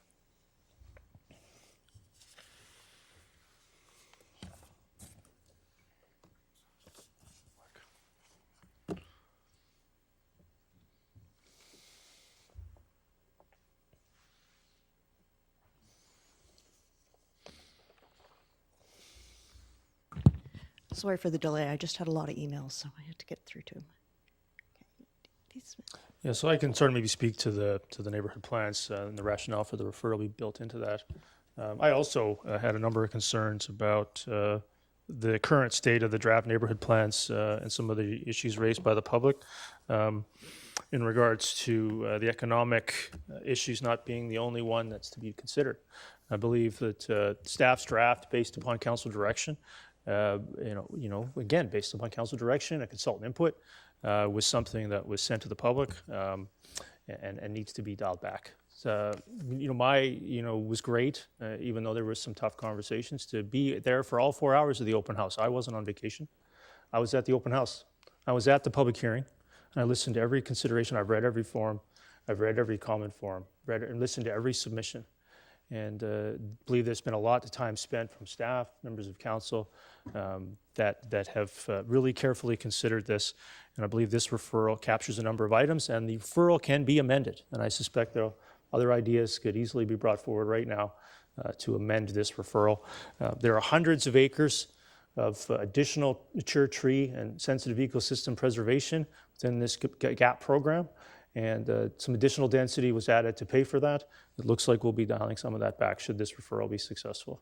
Believe that I heard from a number of residents that this is great, buy up the trees, save trees. I heard from other residents, was amazed to hear it, don't care about the trees, I want 10,000 square foot lots. And these are irreconcilable objectives. And so I believe this referral, some more work with staff, and more public input. So if this referral, Ms. Bauer, you're getting close here or no? Is it up there? It's not showing to us here. So could it show to us as well, or? Was it another one here? Didn't know it was up there. There we go. Oh, it's gone. So is it, how do we, I don't know how this works. This never works half the time. There we go. Item number 1, so I'm trying to think, so 3 reconcilable differences between density and more affordable, more attainable housing, which for many still isn't attainable or affordable. Finding the missing middle, trying to do the right thing for Brookswood, where we are told nothing more than 10,000 square foot lots matter, clear cut the place, don't care, all the way down to please save all the trees, make everything a park. And under some significant pressure from the provincial government to build more housing. So these are interests that we're trying to reconcile. And I believe the plans do need to be scaled back. Discussion with multiple members of council in regards to some ideas, and this can be amended or rejected, but we have to start somewhere. So item A, revert and reinstate land use designations. Within the Brookswood Fern Ridge Community Plan, we'll have Glenwood back to 10,000 square foot lots. Revert and reinstate land use designations for single-family areas within proposed Fern Ridge Plan south of 24th, not on 200th Street, but in close proximity to the ALR, to a larger lot size. We heard a lot of residents from the public looking for a transition to rural areas to be larger lot sizes and accommodate and bring back some of those larger lot sizes, especially in areas closer to Campbell Valley Park and to the ALR to the south. This is another one here. We had another resident where we've seen some 2-acre lots and so on. There wasn't, I think it's more prudent to be looking at 10,000 square foot lots as the defining factor, closely adjacent to Campbell Heights. In 2017, Campbell Heights wasn't what it is today. And I think 2017, we need to look at some other options in relation to what our neighbor has done to that area of Surrey, right on our border. No control to ours, but significant impact to our planning processes. Number D, I think speaks for itself. Larger lots up against urban and rural boundaries to the LR in other areas. Update the proposed designations along 200th Street to updated mix of a row home and townhome in exchange for some lower densities and lot sizes elsewhere away from the transit corridor. We heard a lot of that from a lot of people willing to accept that transit and higher densities in proximity to transit made sense in exchange for some lower densities and single-family areas elsewhere. Again, as may be appropriate for council to consider. Item F, update the proposed RIN neighborhood plan, some additional mixed use, 208th Street from 40 to 42nd. Preserve and revert back to protect the Cedar Creek Estates manufactured home part with a designation embedded into the neighborhood plan. And after that, make some changes to the proposed community amenity contributions policy to address some needed amendments there. So that is the goal, is to revert back a little bit, accommodating as much of the public input as we heard, taking it very seriously and sincerely to see and try to find a way to get it right in Brookswood. We're responding to the pressure for more housing, saving trees, and creating predominantly single-family neighborhoods. Councillor Pratt on the referral. Yeah, thank you, Your Worship. And I appreciate the amount of... Oh, it's just one more thing I want to add before you continue. Make it clear to all of council that this referral indeed triggers the need for a second public hearing to listen to the public again on these changes and continue to engage and listen to the public through a public process. I've always been very open and wanting to hear input from the public, not find ways to make amendments that don't trigger a public hearing, but embrace another public hearing and proceed, if this referral succeeds, proceed to engage the public once again on this slightly different version. Councillor Pratt, go ahead. Yeah, I appreciate that because I think with the amount of changes that we're, again, coming forward with here, it is incredibly valuable to go back to the public and hear one more time what they have to think, because there is really a real generational, multi-generational opportunity to get this right in Brookswood Fern Ridge. I was a student at Belmont, I was a student at Brookswood, and at the current rate, and if we only build 10,000 square foot lots, there is zero chance that me or anybody in my generation, anybody in the generations to follow, will ever be able to live or own anything in Brookswood. And maybe it sounds like I have a chip on my shoulder, but it's because I do. And I think that the reality that we've seen with some of the single family applications that were grandfathered in Brookswood that have already been built is that single-family homes, whether they're 7,000 square foot lots, whether they're 10,000 square foot lots, do not guarantee by any stretch of the imagination that we'll have any kind of tree preservation or any kind of preservation of what people actually love in Brookswood. And I think that the reality is, if we're going to talk about bringing in the amenities that people have been asking for in Brookswood, I know that certain people have enjoyed and they appreciate some of the nuances and the quirks in Brookswood, but I still remember fellow classmates of mine not having sidewalks to walk to get to Belmont or to get to Brookswood. And I personally feel that as we build out new schools, especially down in Brookswood, I think that kids should have every other right that Willoughby students do to have a safe walk to work or a safe walk to school. And I think that the reality is there are pros and cons to some of these amendments, but the reality that comes with them is that we're going to be able to deliver probably rapid transit to Brookswood in my lifetime. The reality is that with the changes to density, with the changes to form and character, we are going to be able to protect more trees, because instead of a developer not being able to build enough lots on their property to make a project financially feasible, they're going to be able to build maybe some cluster homes or some townhomes and protect what we want to protect and build homes for people to live in. It takes 28 years, I think I saw in the most recent report. It's going to take 28 years for somebody to save up for a down payment. And that's on a single family home. So at least with some townhomes here, at least with some apartments in the nose, and where people have told me repeatedly that we're okay with a bit of density here because we understand that there needs to be some compromise, and compromise is good. At least there's going to be the chance. Brookswood Secondary doesn't have a grade 11 English teacher right now because teachers on their salary cannot afford to live in Brookswood. And I remember at least 5 or 6 of the teachers that I had when I was there, they've moved on because they, A, can't live in Brookswood because they can't afford it, and they've moved to alternate schools where they can actually access it through transportation. And so if we continue to have poor public transit, if we continue to have poor access to Brookswood, we continue to make it an unaffordable community, that's going to continue. And I completely understand the concerns of the people who already live in Brookswood, because they are going to be affected through whether it's construction noise, with the impacts of more people. But I am of the opinion that more neighbors is not a bad thing, and especially if we do it right. So I think that the referral is good, especially because we're going to hear again from the public. And I do have an amendment to move on one of the items. I don't know if this now is the time. I'll come back. Yeah. But I will be moving an amendment on that. Thank you. Councillor Richter. Yes, I have an amendment I'd like to propose as well, too. Okay, I'll come back to you. Councillor Bailey. Oh, sorry. Councillor Bailey, go ahead. Didn't want to hear what I was going to say, huh? So, you know, I love it because sometimes people say I'm too passionate when I speak, and well done, Pratt. Okay, it's good to have some passion about living, and that when I went through the Appraisal Institute of Canada, I was told by a very wise instructor that this is probably the largest investment you're ever going to make. And when you go to appraise a house, you have to understand that this is probably the only investment you're going to live in. So when I see that there's more opportunity for young people, especially by buying townhouses or that's how both of my children moved ahead. They moved ahead by buying by sacrificing, buying a townhouse and then moving on. And they were very diligent about it, and I'm very proud of that. And I like these changes because I sat through the open house and I sat through the public hearing, and I am really glad that we're going back to public hearing, because I didn't come here to be wise and all-knowing and say that I know everything, and that I want to hear from the public what they have to say. And with all these changes and this kind of stuff, I have zero hesitation of going back to the public to listen to what they have to say.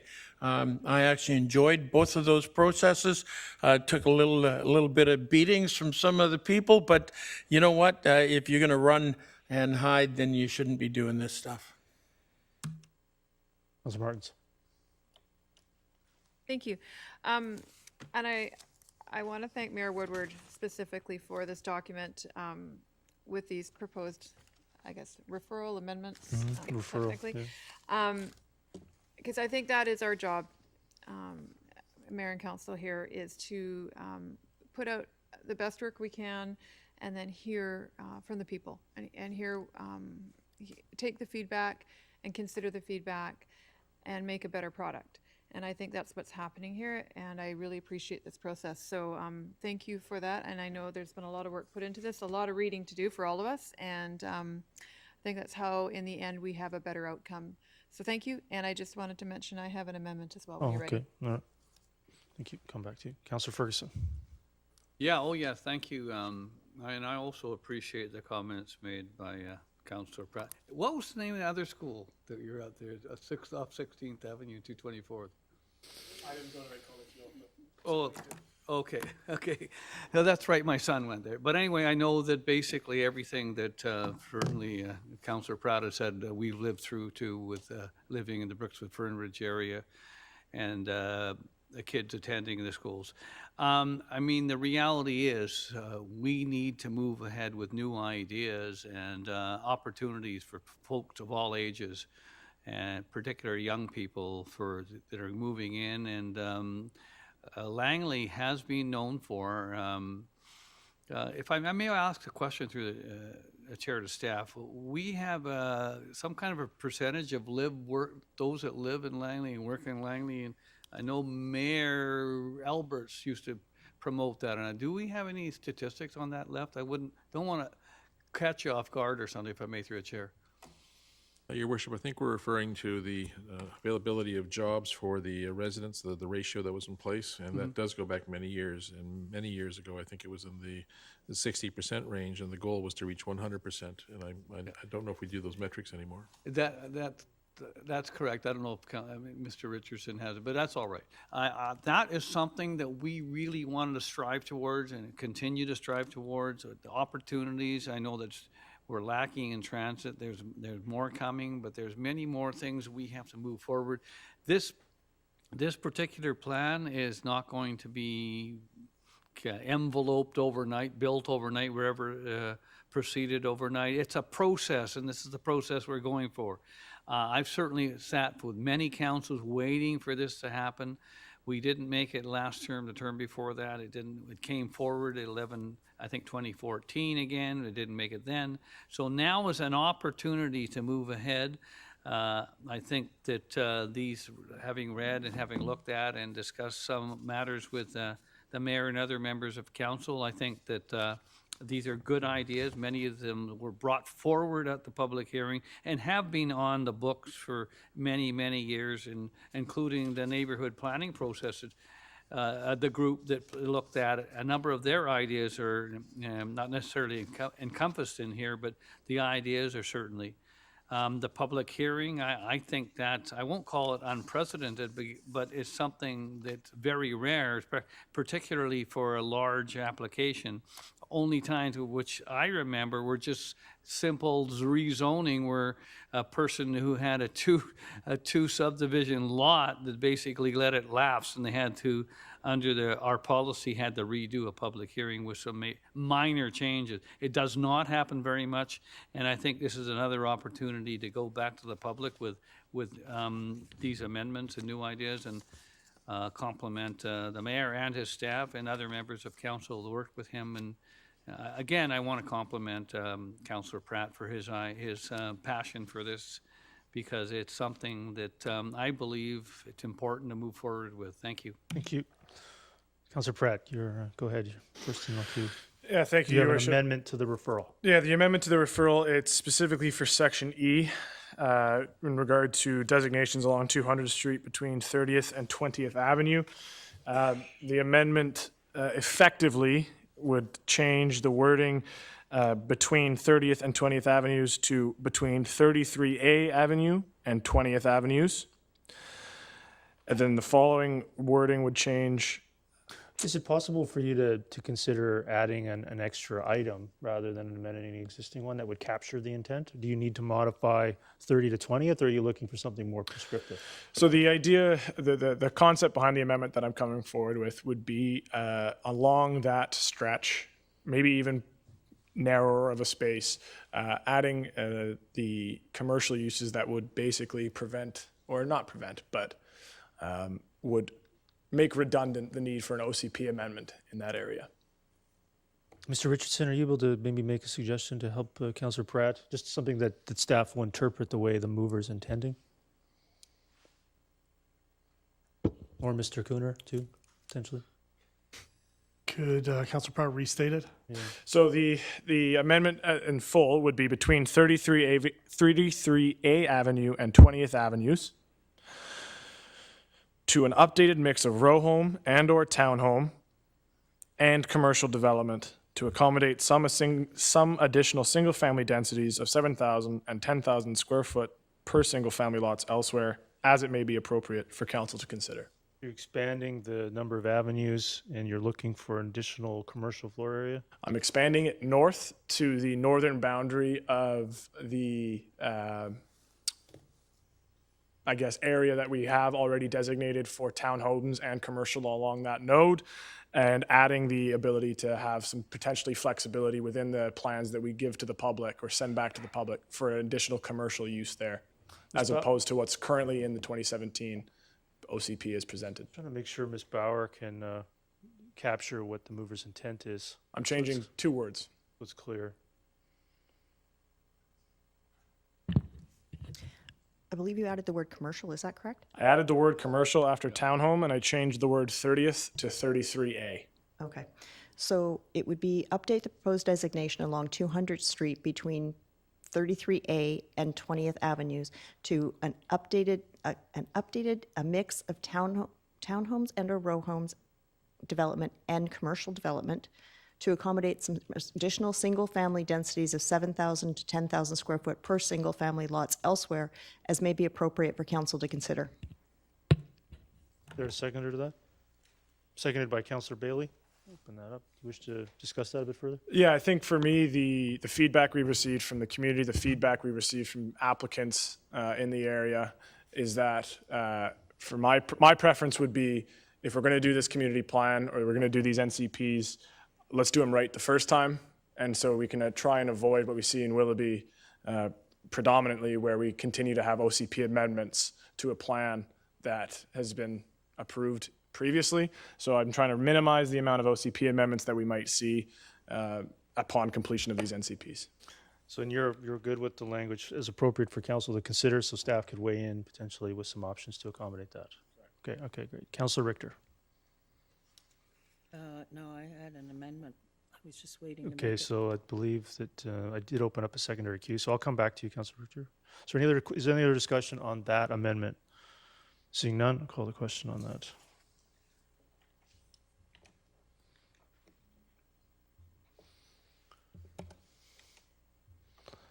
That carries unanimously. So back to the referral as amended. Councillor Richter, go ahead.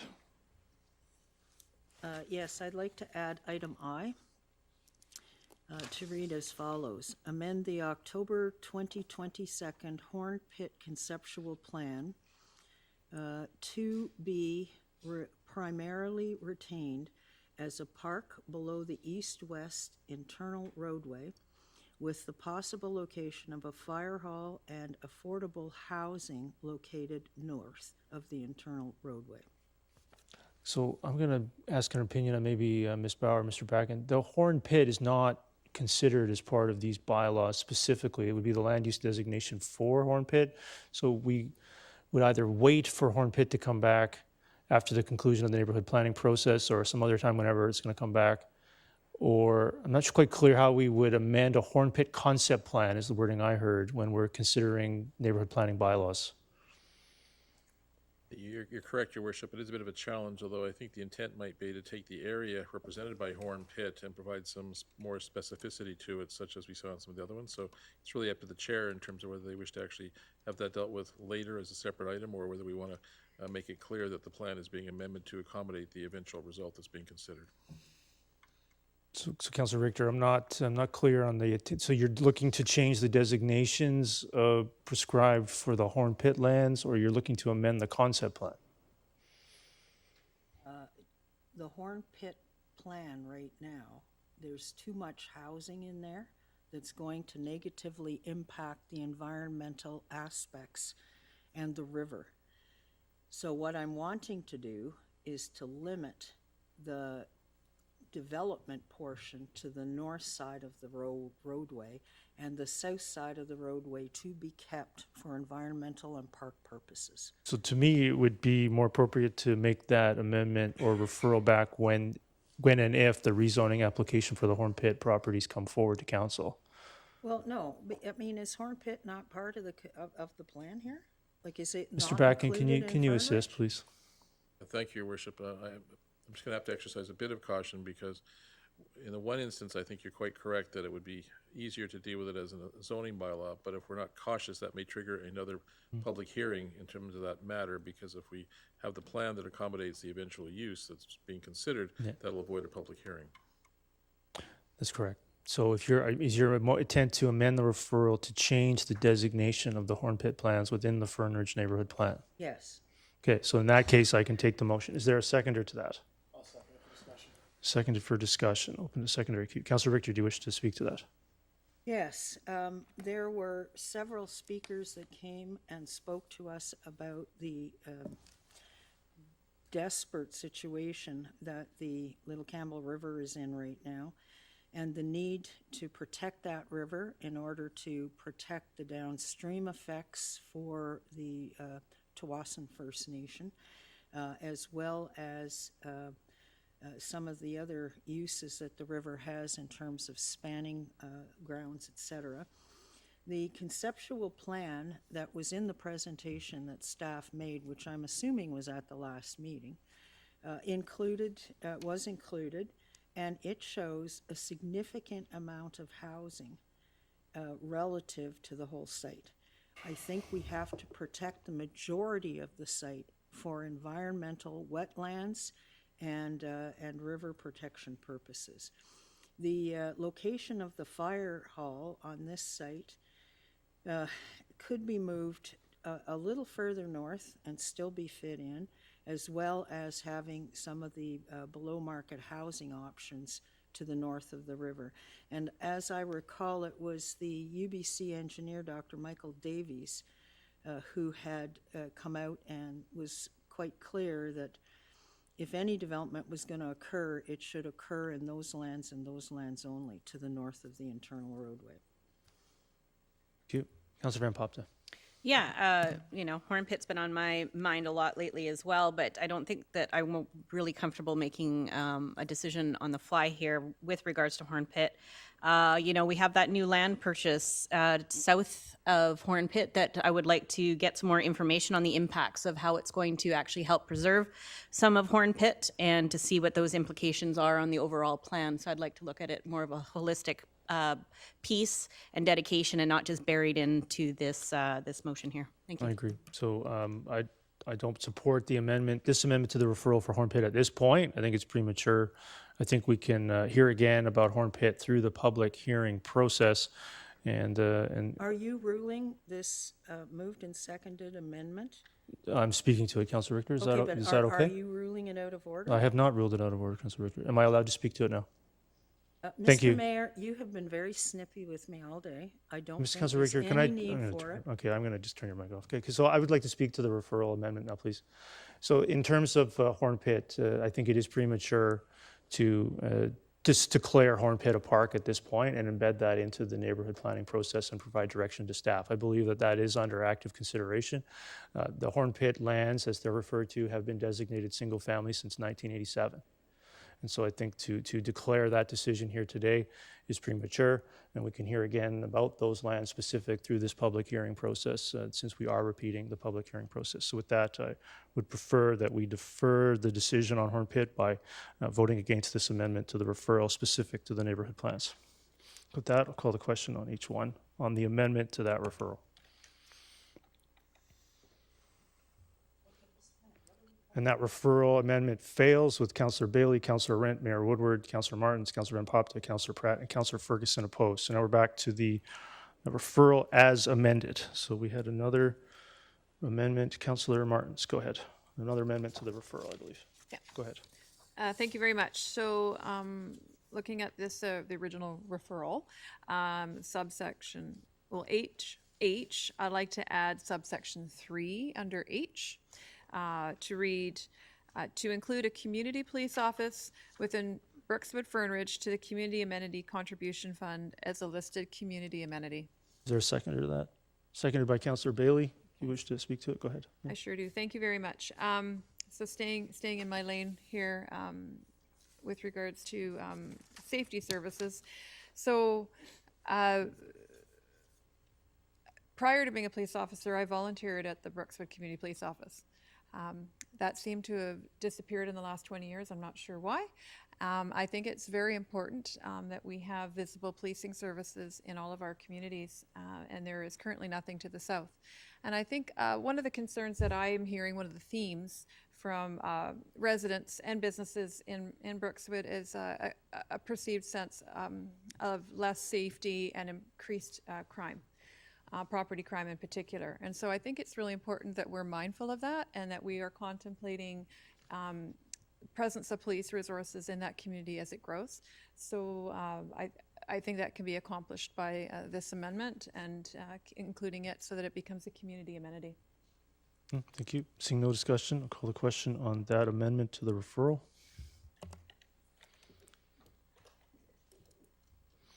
That carries unanimously. Back again to the referral as amended multiple times. Councillor Impopta, I believe you mentioned a referral amendment as well. Amendment as well.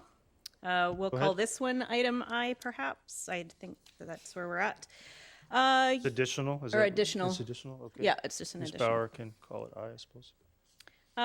So this is my motion. Prescribe impervious surfaces and finishes for non-vehicle spaces such as sidewalks, multi-use pathways, trails and greenways, public squares and the like, both on public and private property, and then in brackets, all residential, commercial, and institutional land uses, and on streetscapes throughout the Brookswood Fernridge neighborhood plans as may be practical or appropriate for council to consider, and identify and incorporate design and material standards as part of the engineering services plan for the neighborhood plans in order to facilitate this desired outcome. Is there a seconder to that? Seconded by Councillor Pratt.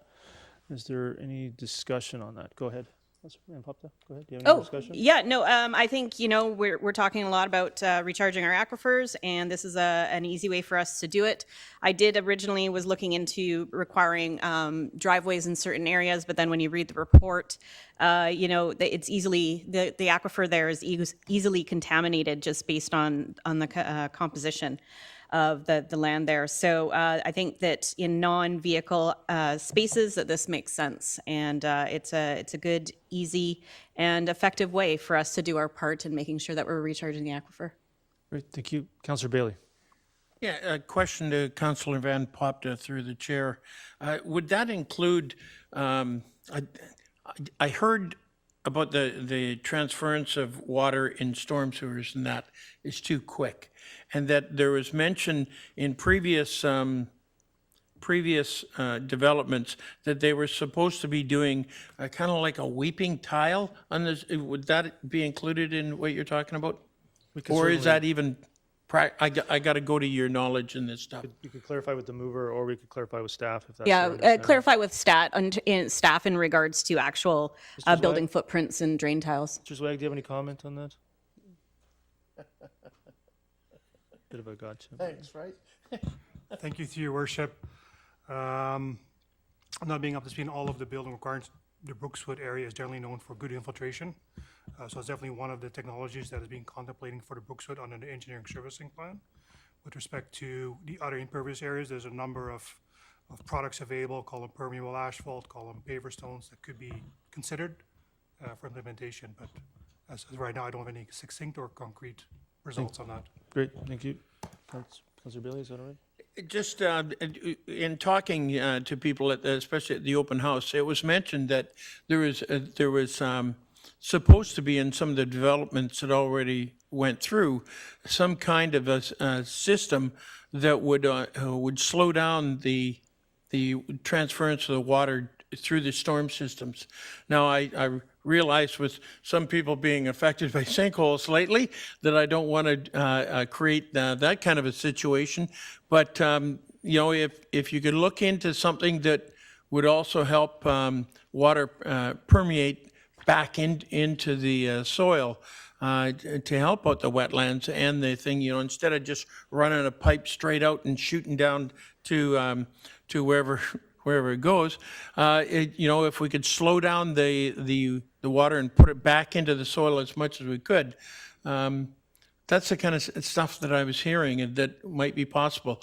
The only thing I know about water is it comes out of hoses. Councilor Van Popta? Yeah, so that's what the intent with this motion is instead of diverting water that's on pathways and courtyards and stuff, is that we're infiltrating it into the ground. I'd like to clarify for staff, sorry that I misspoke when it's a spelling error on here. It's not impervious, it's pervious. Thank you. That might be an autocorrect or something. Okay, thank you. Is there any more discussion on that amendment to the referral? Councilor Ferguson. There's just a point of just clarification. This is where, I guess, where applicable, or I guess as determined by our engineering department and the like, if I may, through the chair.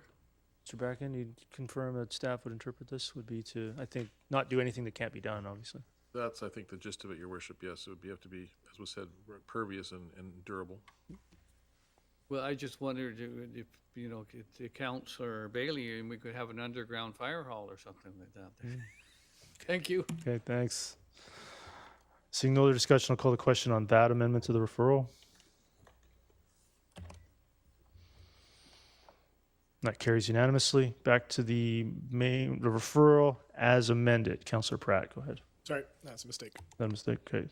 Any other speakers on the referral? Seeing none, I want to thank all the input. I thank the public, thank the staff on the work of bringing the draft forward. And I want to stress that that's what they were. They were drafts. A lot of accusations out there from some, which makes sense, that they ran for office and so on. That somehow this was a done deal, and that we weren't listening and so on and so forth. That isn't true. I really appreciate multiple members of council that were there at the open house for the full 4 hours. In some cases, I think some of us were there till 8:30. So I spoke with anyone who wanted to speak to us, even some that were a little upset. And I listened, and I know members of council were there to listen. I read every comment form and really appreciated the feedback from love it to hate it. And really working hard with the staff, members of council, to come forward with a referral, to repeat the public hearing process on a new version and updated drafts to hopefully capture more of what more people are looking for. And that's really important to me. I know it's really important to everyone on council to try to do the best in Brookswood Fernridge. With that, I'll call the question on the referral back to staff and to schedule the new public hearing as soon as possible. Thank you. That carries with Councilor Richter opposed. Bylaws for first, second, third. Oh, we can get Councilor Kuntz back. Yeah. I'll just wait. Try to wrap this up.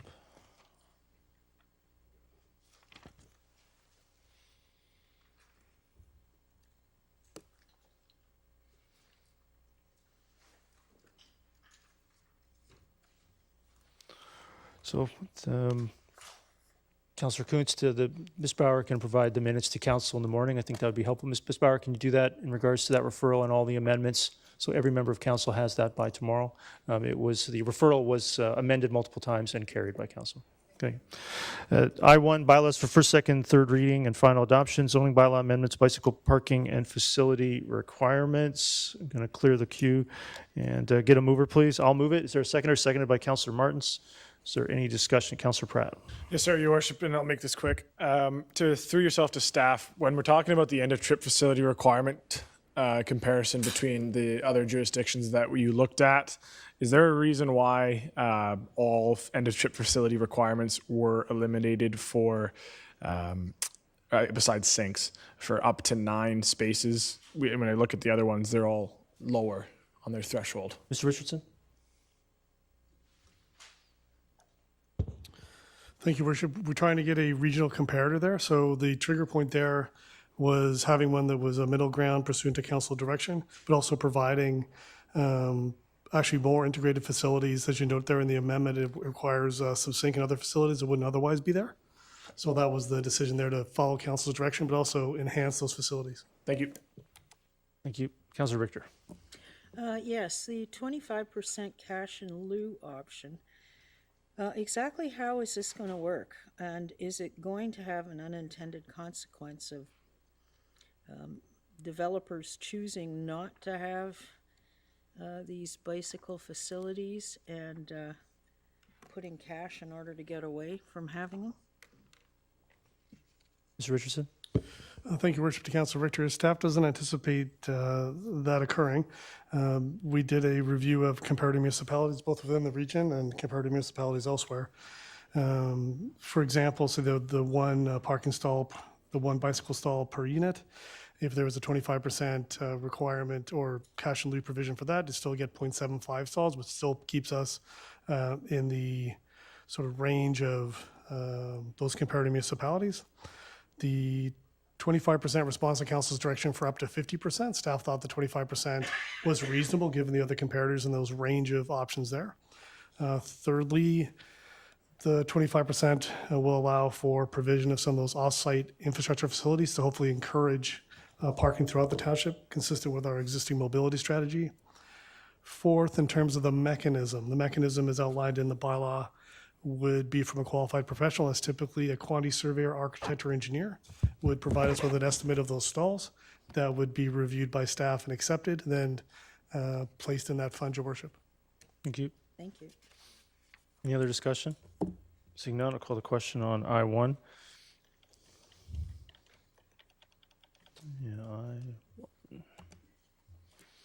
Carries unanimously.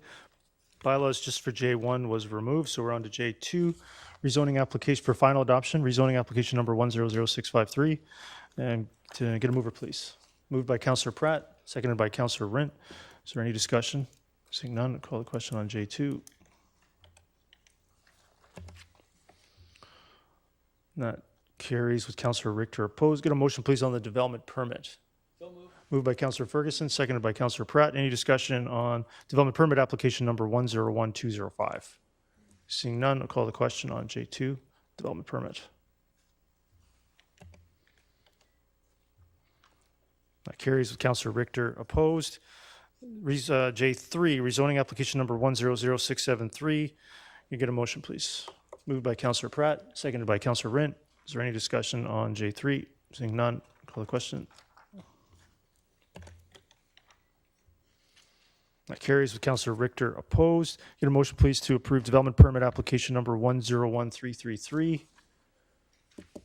Moved by Councillor Rint, seconded by Councillor Pratt. Is there any discussion on the development permit? Seeing none, call the question on J3.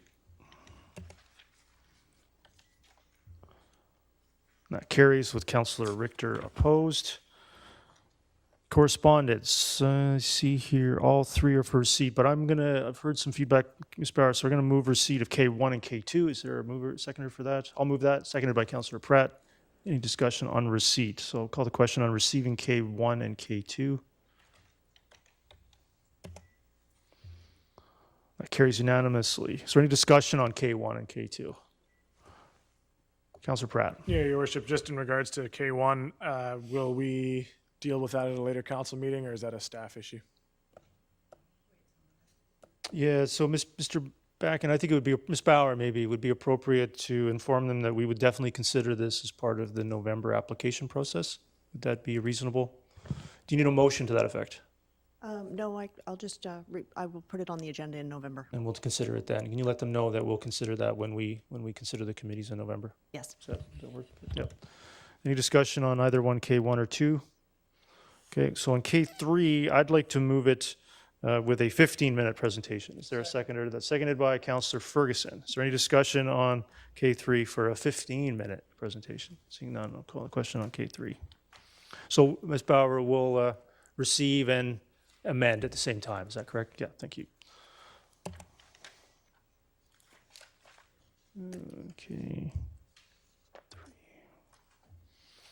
Carries unanimously. Minutes of committees from May 17th and May 24th to receive those. Get a motion, please. Moved by Councillor Martin, seconded by Councillor Van Popta. Discussion on those? Seeing none, I'll call the question on L1. That carries unanimously. Any discussion on those minutes? Okay, seeing Metro Mayor and Council report. I'm going to leave mine again a little bit longer. Is there anyone else who wishes to make a council report? Metro report. Let's move on to Metro reports. Metro reports. Yeah, just hit my mic. Councillor Martins, go ahead. Thank you. I just wanted to mention I was at the Regional Parks Committee meeting this past week, and it was mentioned by another municipality about the fire conditions in the parks with the heat currently and the lack of moisture. And so I just wanted to bring that up. I'm not a fire expert, just I'm bringing that back here from that committee. And I think I first of all want to thank the fire department for the Township of Langley release that came out probably a day or two after that. I don't know if that was a coincidence, but on June 8th, the public information about fire safety at this time. So I just wanted to bring that one forward. Great. Councillor Van Popta.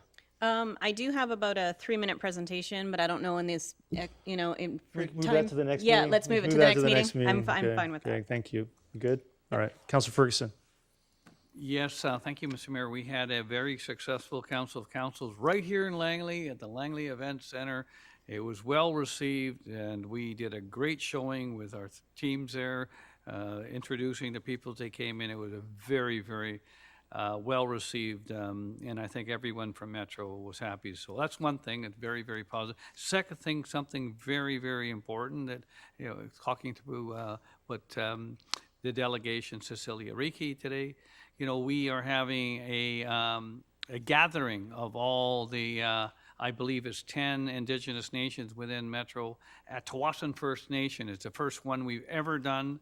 And it's going to be working towards methodologies and ways we can improve the UNDRIP, which is the reconciliation, and working with our neighboring nations, First Nations. So it's very, very positive. I'm looking forward to it. And directors have all been invited this Friday at Tawasin First Nation. Thank you. Great, thank you. I also want to thank Mr. Backen, Mr. Winslade, and the LEC staff for jumping on the venue change as quickly as we did to show the Township of Langley in the best light possible.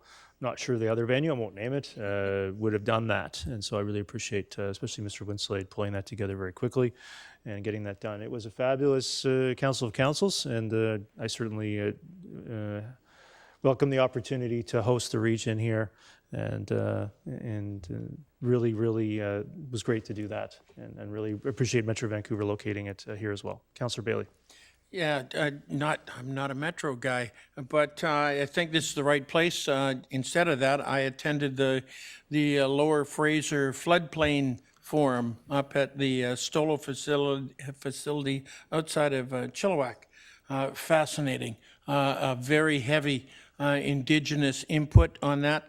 And listening to different people talking about the flood situation and planning, and I'm really glad to see that there is a concerted effort to look at it. I've experienced the flood situation, as I've said before, down in New Orleans, and it is a major concern. And seeing that an awful lot of regional jurisdictions in this area are having a very serious look and coordination when it comes to flood mitigation, and that it was really a great forum to go and listen to. Great, thank you. With that, move on to items for prior meetings. You're going to declare a conflict on 01. Councillor Rint, Ms. Bauer, Councillor Rint is declaring a conflict on 01. Winery Lounge Special Event Area Endorsement Application Number 000062.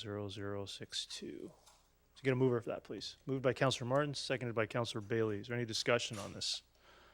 Councillor Martins, go ahead. Thank you. So this was brought forward again from my request for a little more information from the applicant. So I want to start by thanking the applicant for the extra work put into this. I had a productive meeting with them, and I feel that our concerns were heard and I feel mitigated. They were very receptive to removing the special event area, which I think could have been problematic in that neighborhood, and reducing their numbers as a result, essentially in half. And then also aligning their hours with other similar establishments in the neighborhood. So a concern for me with different hours is you end up with a pub crawl, essentially, where one place closes down, so you move to the one down the road that's still open, and that can lead to difficulties as a result with impaired driving, disturbances, and what have you. I think it's really important that these businesses that are in close proximity to each other are somewhat aligned in their hours of operation to avoid that happening. So I really want to express my appreciation to the applicant for being willing to work with those concerns to make this more amenable to where I'm coming from. So I have no concern with this as it now sits. Thank you. Thank you. Councillor Bailey?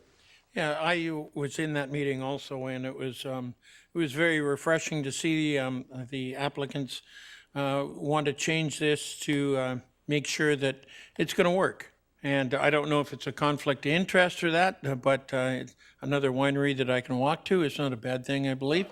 And I'm really glad to see them trying to adapt to what the neighborhood needs, and that it's harmonized very much with a long-standing winery there, the Chaberton. You know, I don't want to see anything that's going to inhibit their ability to operate as they have for so many years. So yeah, I was pretty glad to see the changes, and look forward to watching how this rolls out. Great. Thank you. Councillor Van Popta? Yeah, thanks. I wasn't aware when reading this that there was changes made to the original application. Is there a way, maybe we can discuss this in the process meeting, that if something's being brought back from a prior meeting, that changes can be highlighted? Because I wasn't a part of that meeting, so I wasn't aware that there was changes and what those changes were. Is there a way that we can highlight that if something comes back from a previous meeting? Okay, thank you. Thanks. Seeing no other discussion, call the question on 01.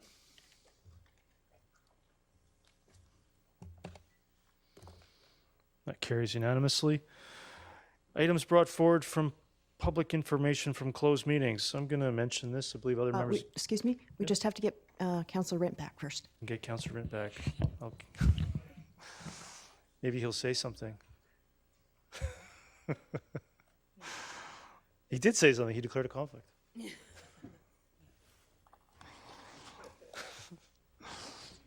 Yeah, I know. Yeah. Motions do speak for themselves. Good to have you back, Councillor Rint.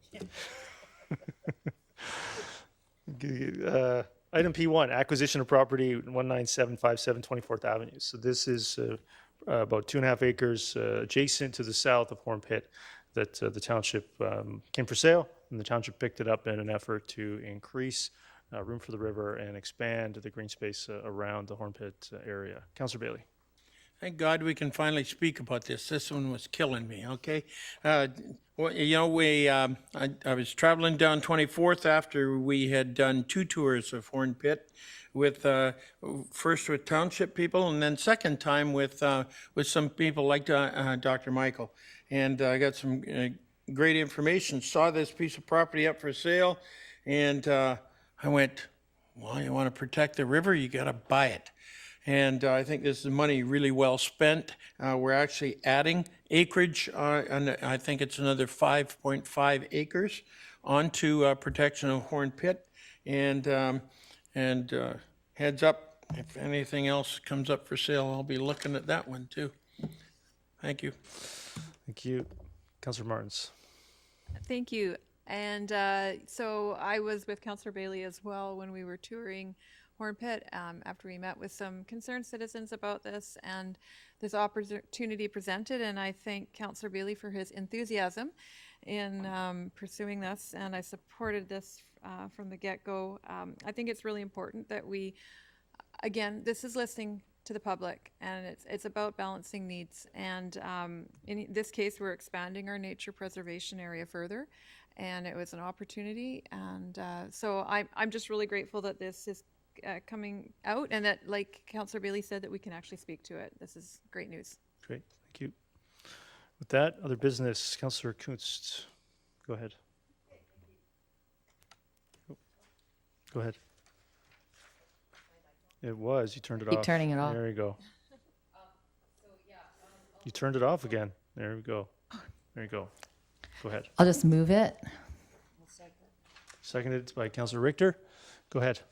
Okay, so the intent of this motion was really to address the Mosquito program issue and to ensure that the residents, especially in Fort Langley, know that we're listening and that we're going to do everything that we can so that we don't have a repeat of last year. I know there's some environmental considerations, but the report was very helpful in highlighting all that's being done by the Township of Langley and our role. But my last attempt here to help in this situation would be to maybe address the blackberry removal. So I wanted to find out how I could sort of either make an amendment to my motion, not just blackberry removal, but we know that larvicide has a very short window of time where it's effective for these low standing areas of water. So I was just, hoping that somehow maybe we could, improve the effectiveness of that by blackberry removal, and then also maybe a more comprehensive community awareness campaign. Talking to the contractor, well, I didn't actually talk to the contractor, listening to the contractor, and speaking with the Metro staff on Saturday. The residential component is really important, and if they are not aware of how important it is, it really, would help to mitigate this problem. And lastly, something Councillor Richter had already mentioned was drone technology, and we heard a little bit about that on Saturday at Metro. And after speaking with the Metro staff, it was something that they would like to sort of explore and maybe do that with the township. So I was just wondering how to sort of go forward with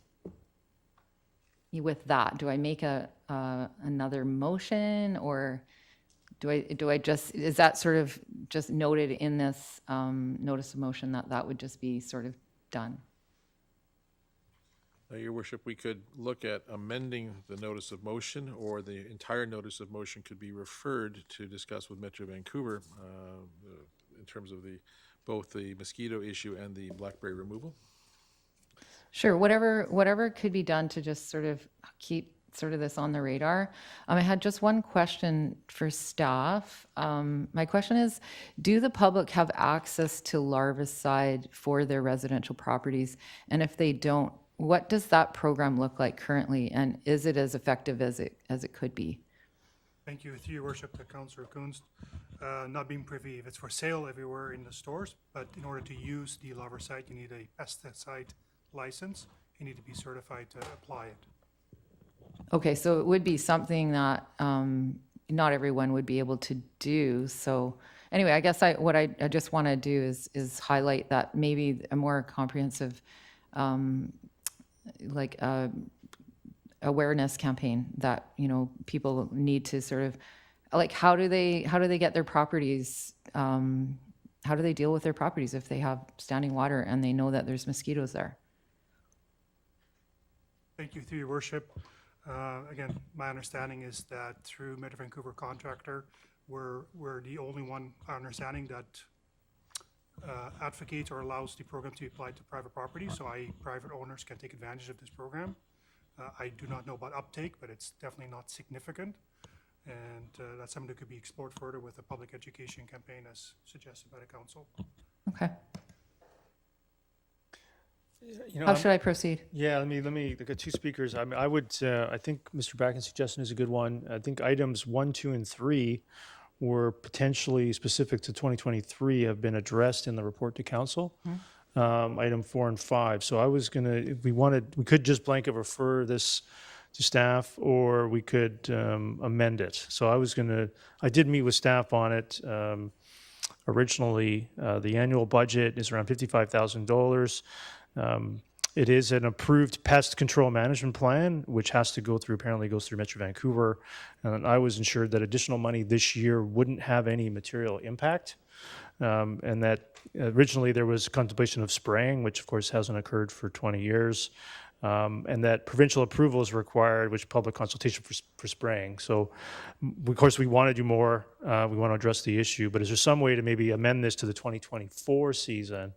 Or, because apparently absolutely. we're quite late in the 2023 Yeah, season. like totally. I totally understand that. It is something that I think needs to be on our radar so that we continue, even though maybe this year isn't as bad, that doesn't mean that next year won't be 3 times worse and then we're stuck So back. first of all, I'll move an amendment for 2024. Would you like to second that? Sure. Okay, so second I'll that. move that to amend 2023 to 2024. Is there any discussion on that? And, okay, so just wanted to add, would that include a public awareness campaign as to what the residents can actually do and why it would be really important that they do it? We would have to approve the motion Okay. separately, but at least it would give staff time to prepare for the next season. And that would be sort of the intent here, is that 2023 is kind of past us at this point in terms of mosquitoes. Okay. So I'll call Councillor Bailey, do you have an issue on the 2024 to talk about? Okay, Councillor Bailey, go ahead. Yeah, I was going to talk about 2024 because yesterday I was riding through Fort Langley and those little buggers already got me. They're already out. And, know. and having, We won't. and having already, was listening to the Mosquito Man down at Fort Langley there. And yeah, I really wanted to make sure that we try to get ahead of this for 2024. So you're really in favor of this. Councillor Ferguson, we've still got so much on the agenda. Councillor Ferguson, do you have any specific to the 2024 item? Is it- I had the 2024, I had the other 3. I also had the fact that we could also, those of us who sit on Metro committees, remind Metro Vancouver, especially of the concerns we have with mosquitoes. Great. So on the referral for 2023 to 2024, I'll call the question. Sorry, the amendment. That carries unanimously. So back to the main motion as amended. We could remove items 1, 2, and 3, Councillor Coons, or we could just refer, that's Mr. Backen suggested, just Yeah. refer this to staff to talk with Metro Vancouver and Absolutely. report back. Is that Yep. good? Yep, that would be great. Do you wish to make that referral? Yes, please. I'll second that referral. Councillor Ferguson, is there any discussion on that referral? Seeing none, I'll call the question on that referral. And that referral carries unanimously. Is there any other business? Councillor Martins. Thank you, and I will be brief. Distribution list item from June 1st, distribution list number 4. It was a memo that came through from the Corporate Administrative Division, a 2022 draft annual report. It says council review. So I just want to be clear, this isn't a public document for distribution that's been signed off on. This is strictly a draft at this point. Is that correct? That's correct. It's council's last chance to take a look at it and say, hey, I really hate that. Okay, thank you. You're welcome. So it will be coming forward now that the financial statement was approved earlier this meeting. It will be coming forward at the next meeting, which it will require adoption at that time. As we are at the end of the period, we can do that. Thank you. So reading it, I have some suggested changes, edits I would like. Do I need to wait for the next meeting for when it comes in its final form, or can I have a conversation with somebody before then? I will have the people involved with it give you a call. Thank you. You're welcome. Thank you. Councillor Van Popta. Yeah, just a quick one. Just based on the possibilities committee that was here, or a society. Could we get a memo on if we are using any mechanisms to help us go beyond ADA code requirements for new facilities? So this is specifically to new facilities.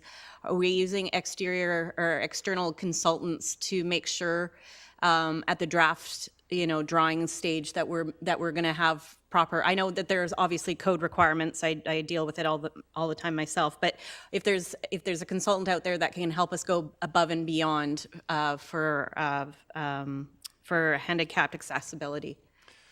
If I can save a memo, with the new facilities we're working with the Accountants and Foundation, which was one of the examples that was mentioned, Okay. and others. So the answer is yes, but if you would still like a memo, we're happy to do so. No, I like your answer. Thank you. Thanks.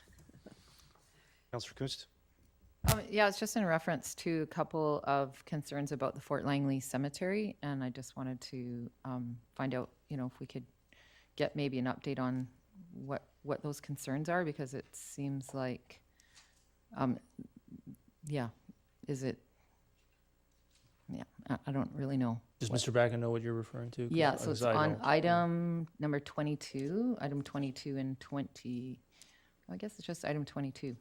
So there's people that are concerned about the Fort Langley Cemetery and the headstones and everything else. Mr. Bracken, any suggestions? What date was the distribution list item? Friday, June 9th. The distribution was from today. So, We can check into it and get back to Thank you. the councillor. Great. Does that work, Councillor Quist? Yep. Yep, Councillor Bailey? People are going to find this one a little difficult coming from me, but in reference to the terms handicapped and disabled, can we find out what the proper terminology is nowadays? Because I know some people get really upset with both of those terms. And if we can find out what the proper term I've heard other ones like alternatively abled or whatever, something that's simple, but some people really get offended by, especially handicapped. Great, thank you. Certainly can't hurt. I wanted to highlight for council's information the memo from June 12, 2023, Willowbrook Connector and 208th Street project update. Great to see this. Detailed design of the widening of the Willowbrook Connector from 64th to 68th from 208th Street from 68th to 72 is complete. That is phase 1 of completing 208th Street. That is expected to commence very soon and take between 12 and 16 months. I want to continue to ensure it'll include on-street cycling facilities, additional travel lanes, pedestrian facilities, and utility upgrades to finish 208th Street to that section just on the other side of 72nd Avenue. Again, phase 1. I want to continue to assure the public that 208th Street is getting done. And with that, I'd like to call for termination. Yes. Moved by Councillor Martins. Your Worship? Yep. We do have the issue of the closed meeting. Oh, which yeah, I always forget something. Right. But I wanted to terminate very quickly, but we think we can accommodate you. Yep. First of all, there's two components. There's actually a workshop that we were scheduled Yep. from 5 till 6. We have two options as to Yeah. that. We can try to put that over, it's not time sensitive, or we can try to implement based on the memo that was provided. yeah, so no, I would like to suggest that that workshop be postponed until the next meeting of council in 2 weeks, and that we try to wrap up. No, you can't do that? Well, we could, Why but, not? okay, but we also have a closed meeting Yeah. that's fairly robust, and you also have a very robust public I hearing would like to this try to evening. get the special close, Mr. Bracken, to finish it. Yeah. I think there's many communications you want to review during the next hour as opposed to try to do the fairly lengthy closed meeting. So the suggestion would be that we refer the closed meeting to 12 o'clock on the 26th, the next meeting. We've checked and we can actually postpone those items if that works. You sure? I'd like to get as many of them done as we can. Okay. I We can do that, I think Mayor, we can at least do half an hour of special closed. Okay. I believe so. So let's try to get through that agenda. And I'll have time to review the submissions. I don't expect to be any issue there. Does anybody else have an issue with that? Try to get these things done today. Okay, so with that, I'll make a motion to resolve into special close, moved by Councillor Martins. Seconded by Councillor. Is there anybody with any items to add? Seeing none, call the question on that. All in favor? Anyone opposed? With that, a motion to terminate. Moved by Councillor Martins, seconded by Councillor Pratt. All those in favor, opposed, carried.